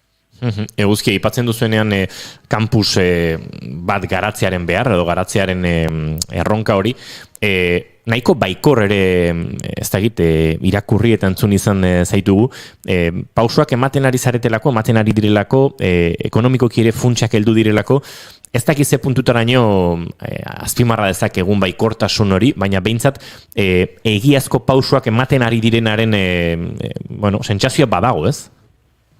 Bai, zeren luzaroan, eta horregatik hitz egiten dut paradigma aldaketaz. Luzaroan, hobetsi den eredua izan da, formakuntza espezializatu bakar batzuena, horiek garatzen ziren, baina ez da gertatzen da, horiek nitxo batzuk zirela, eta horrek ez zuela aukera ematen benetako eskaintza generalista bat proposatzearena Hego Euskal Herrian existitzen den bezala. Eta horrek ez suposatzen zuen, ikasleko kopurua pixkanaka gorantza zijoala, karrera bakar batzuk gehiago gehitzen zirela, baina hor ikusten zen desfase nahiko handia zegoeren eskaeraren eta zegoen proposatzen zen eskaintzaren inguruan, ez? Hor ikusten da badagola nahikeri bat. Euskal Elkargoa sortu izanak 2017an zerikusia dauka egoera horretan. Zeren kontua ez da bakarrik unibertsitateak ze erabaki hartu dezaketen, baizik eta horrez gain oso importantea da inguruan dauden eragileak eta bereziki instituzioak bat egin dezaten proiektu horrekin. Eta Euskal Elkargoa sortu zenetik bai egin duela apostu hori eta bai eman diola importantzia horri. Orduan, Euskal Elkargoa oso importantea da zen. Besteak beste, berak ere lagundu behar du lurzoruak eskaintzen, infrastrukturak sortu beharko dira, logistik aldetik eta material aldetik ere eskaintza hori bermatu beharko da, gero badago beste kaldera oso importante bat da, eta da etxebizitzaren ingurua. Zeren kontua da, ikasle kopurua handitu nahi bada, ikasle horiei ere etxebizitza batzuk prezio nahiko asekible batean ere proposatu behar zaizkiela. Eta badakigu Ipar Euskal Herrian gaur egun ze arazo dagoen etxebizitzaren inguruan, beraz, hor importantea da eragile guztiek bat egin dezaten momentu berean, eta bakoitza dauzkan eskumenak aintzat hartuta, proiektu hori egikaritu ahal izateko eta praktikara eraman ahal izateko. Gutxienez, proiektu horiek finkatu dira.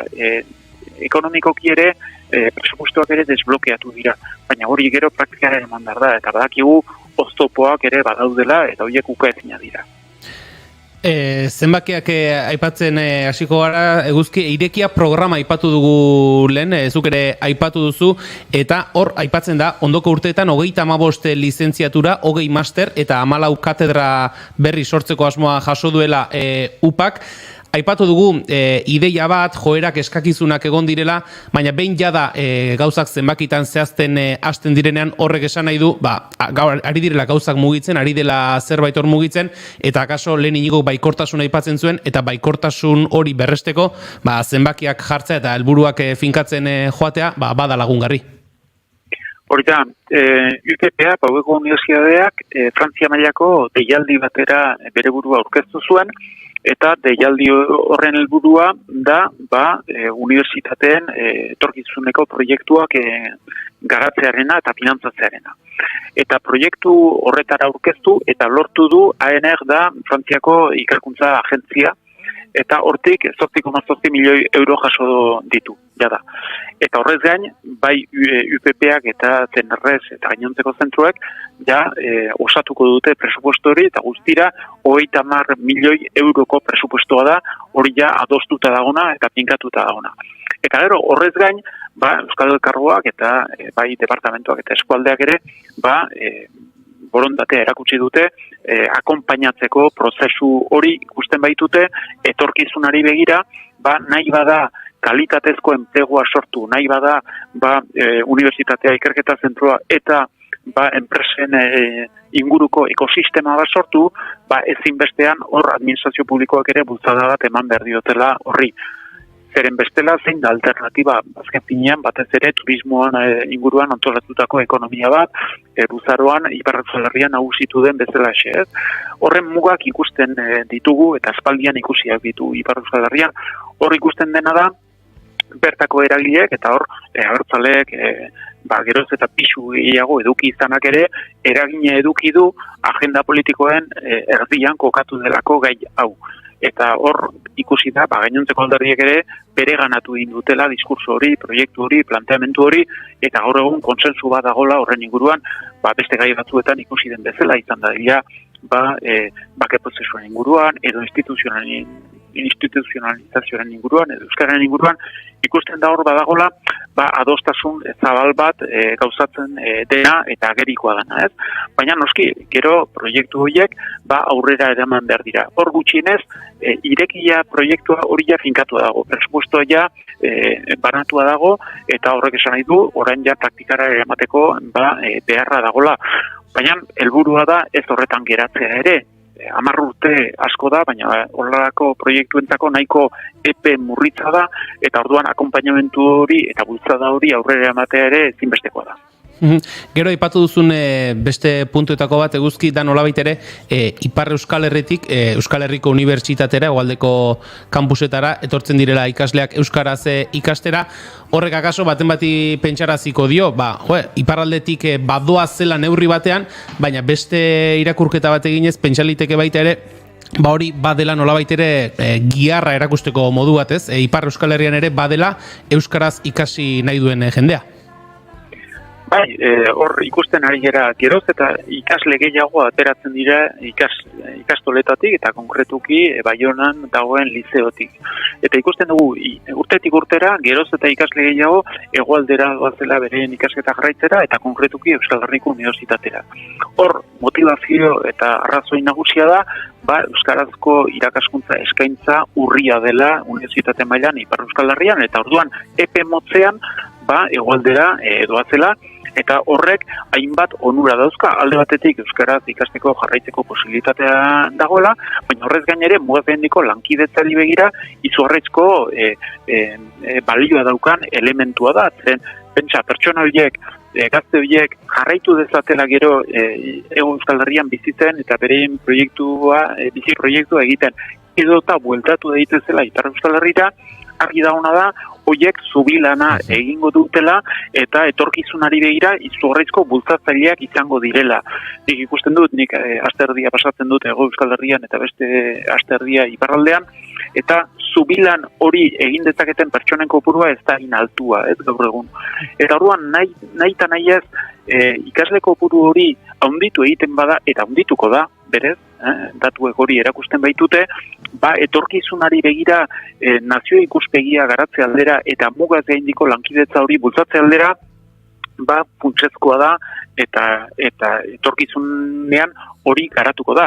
Gero interesantea izango litzatekeena da ere hegoaldeko ikasleak ere iparraldera joan daitezen eta iparraldeko unibertsitate eskaintza hori areagotuko den heinean hurrengo urteetan, probabilitate edo aukera guzti horiek handituko dira etorkizunari begira. Baina argi dagoena da horrek ere bere aspektu positiboa daukala eta horrela hartu bat dela. Eguzki, badira hemen esan genezake erronkaren barruko erronkak, ez? Eta hizkuntzarena horietako bat da, kaso, iparraldean, kampus horren beharrak suposatzen du, behar batzui erantzuna emateko aukera, eta horren barruan euskeraren alegoke, eta bestalde, esango nuke, erronkorren atzean badagoela elkar elikatzen den onura bat, alegia, Hego Euskal Herriko Unibertsitatearekin, Euskal Herriko Unibertsitatearekin, kampus hori garatzeak ere, elkarlan horiek sustatzeko aukera emango duela. Bi galdera auta eskizut hor bat bestearen atzetik, baina badago ez, erronkaren barruan beste erronka bat, hizkuntzarena, eta era berean erronka hori garatzeak emango duela ez elkar elikatzeko aukera gehiago. Hor ustut bide bate daude, argi dagoena da, biak lotuta daudela, baina euskarari dagokionez, alde batetik, esan duan bezala, gerozte ikasle gehiago hegoaldera joango dira bertan euskaraz ikasten jarraitu izateko, baina beste erronka nagusi bat da ere, aprobetxatzea urrengo urteetan Ipar Euskal Herriko irakaskuntza eskaintza hori ugaritzea euskarak geroz eta presentzia gehiago eduki dezan.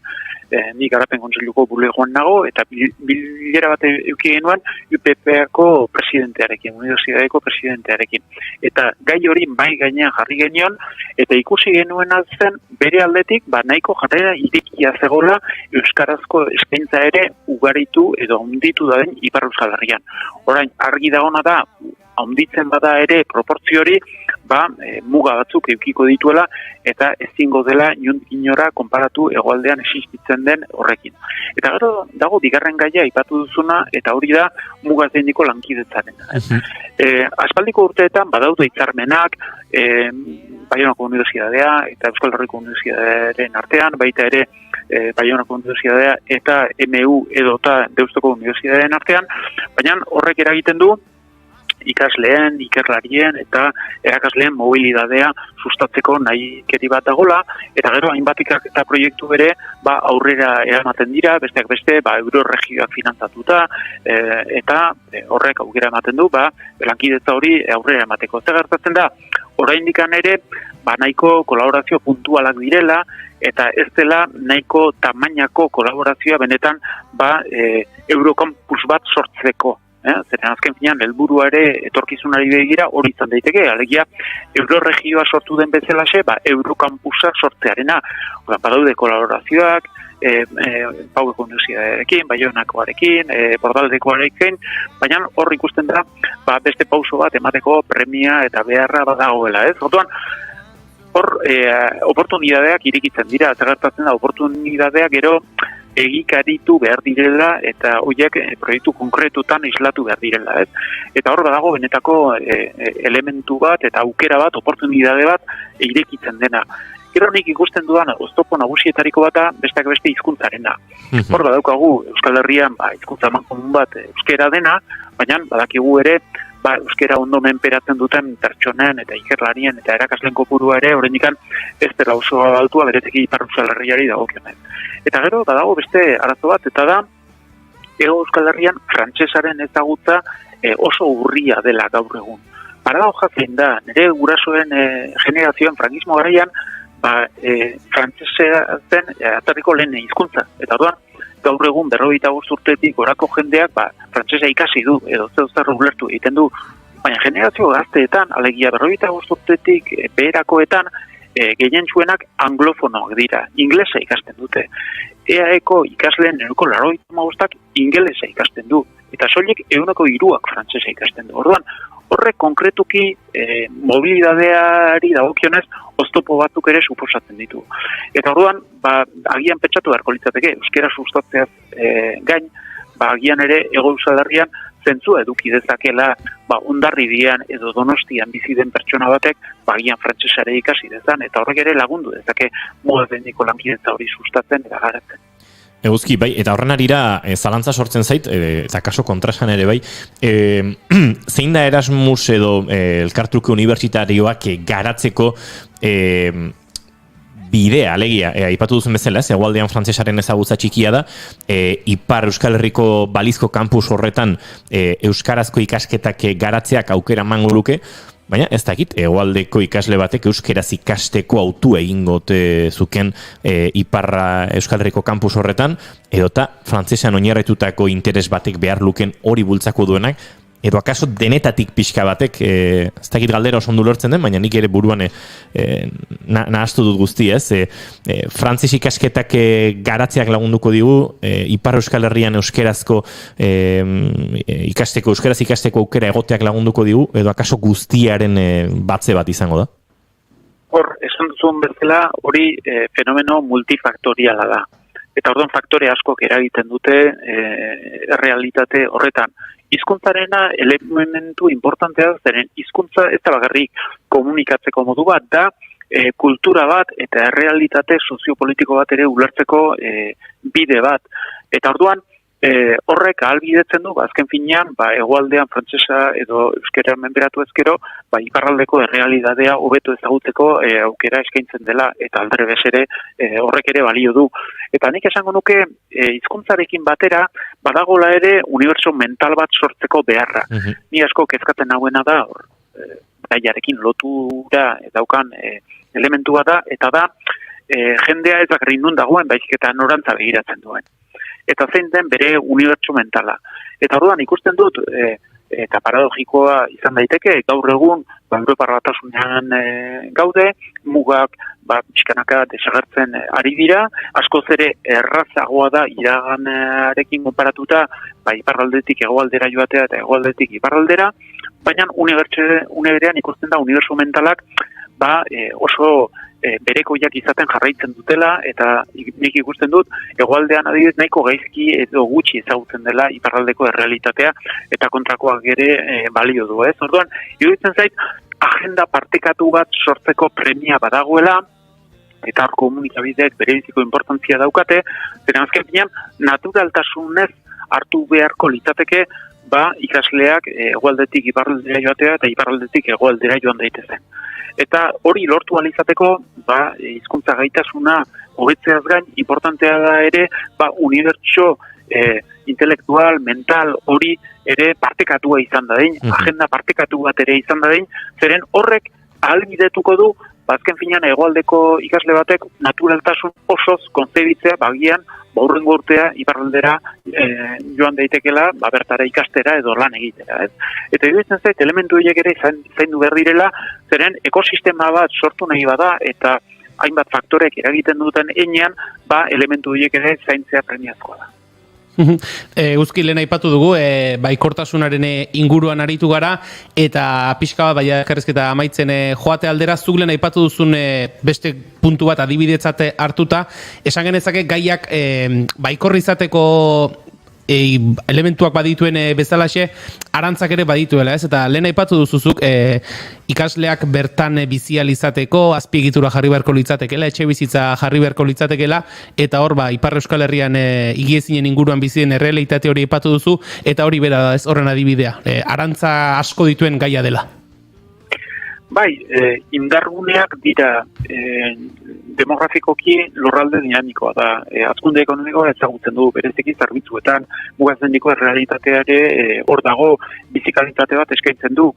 Ahulguneak dira, une berean, etxe bizitzaren inguruan tentsioa dagola, etxe bizitzara heltzeko ziltasunak eta prezio oso garaiak direla, eskaintza universitarioan oraindikan ere mugatua dela eta sakontasun gutxikoa dela, une berean ere bertan dauden ikerketa taldeak oraindikan tamaina txikikoak direla eta ez direla iristen beharrezkoa izango litzatekeen ikusgarritasunera, eta gero badago beste elementu bat, eta kampusa oso sakabanatuta dagoela.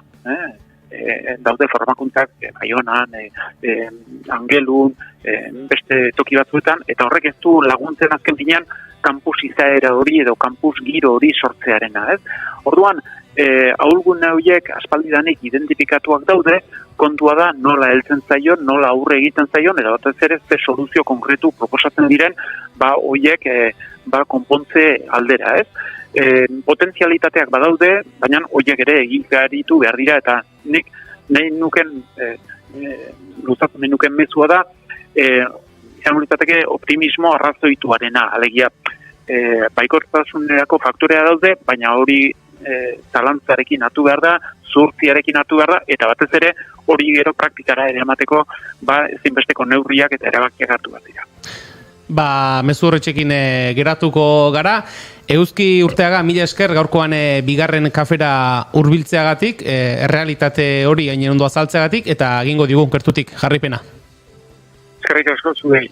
Zaindu izan ondo. Berdin.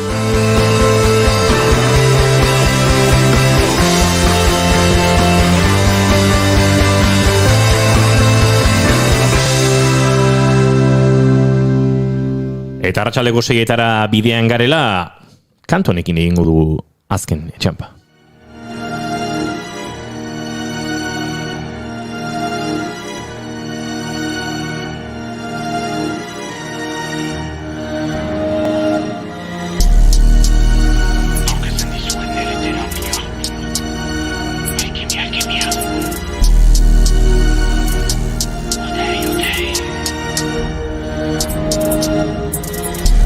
Da euskaraz jantzia, begira ni ez naiz jankia. Hau dazken baten, jaten ematen ez diran jakia. Itzak zenbakiak nik, ez dakit zenbatia. Zergatiak sortu dizkite bakiak aurkezten dizuet nere terapia. Badut askilaino eta ekaitz nere barrura begira. Ez dakit beti nabilen gara izan berandu da ebengo segida. Nik ere maiz gaitz bilakatu dut ene desira. Ni errateko pres naiz, entzuteko prestat dira. Erabaki, bakoitzak bere karga daramaki. Ta biozun izaki bat izaki ni ere egiten nahi izati. Astearte agurtzeko deiren terapia kantua, guk ere beharko dugu. Terapia astearen bigarren txampari heltzeko. Ez da egiten ongaren, astearte arratsa da, hola. Ez aurrera eta ez atzera geratzen den astearen tartea, Eguardia bezala, eguardiko maia bezala. Ez aurrera da ez atzera. Ez zertara baliozten ordu ez. Astearte da, eta ja, hola zaudete dagoeneko. Bueno, baina ja, bi arazteazken eta orduan bai. Orduan ja da paberago juri. Bai. Gizu, imaginatu ez dakit, Turmalet eta Luzar diren mendateak bata bestearen atzetik kateatzen ditula turreko etapak, eta zaude, justu hortxe, Turmalet gainean, jakitun, Leicester malda amaituko dela, eta baina oraindik beste malda txikixiago bat badatorrela. Eta hori da asteazkena. Ados asko gustatu zait, referentzia. Julen goiko etxarbe gozo, datorren asteartera arte. Ondo izan. Goiuri ez izarandia, Bihar arte. eta zuri entzule plazer baduzu, bihar hementsi izango arratsaldeko 4:05 minutuetan, naiz irratian, bigarren kafean.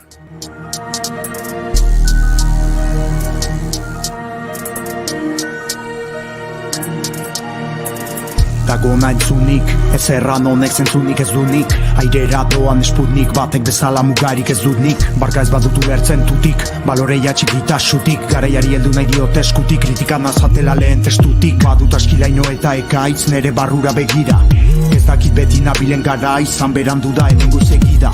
Nik ere maiz gaitz bilakatu dut ene desira. Ni errateko prest naiz, entzuteko prestaldira. Drila da euskaraz jantzia, begira ni ez naiz jankia. Hau da azken baten, jaten ematen ez idan jakia. Itzak zenbakiak nik, ez dakit zenbatia. Zergatiak sortu dizkite bakiak aurkezten dizuen nere terapia.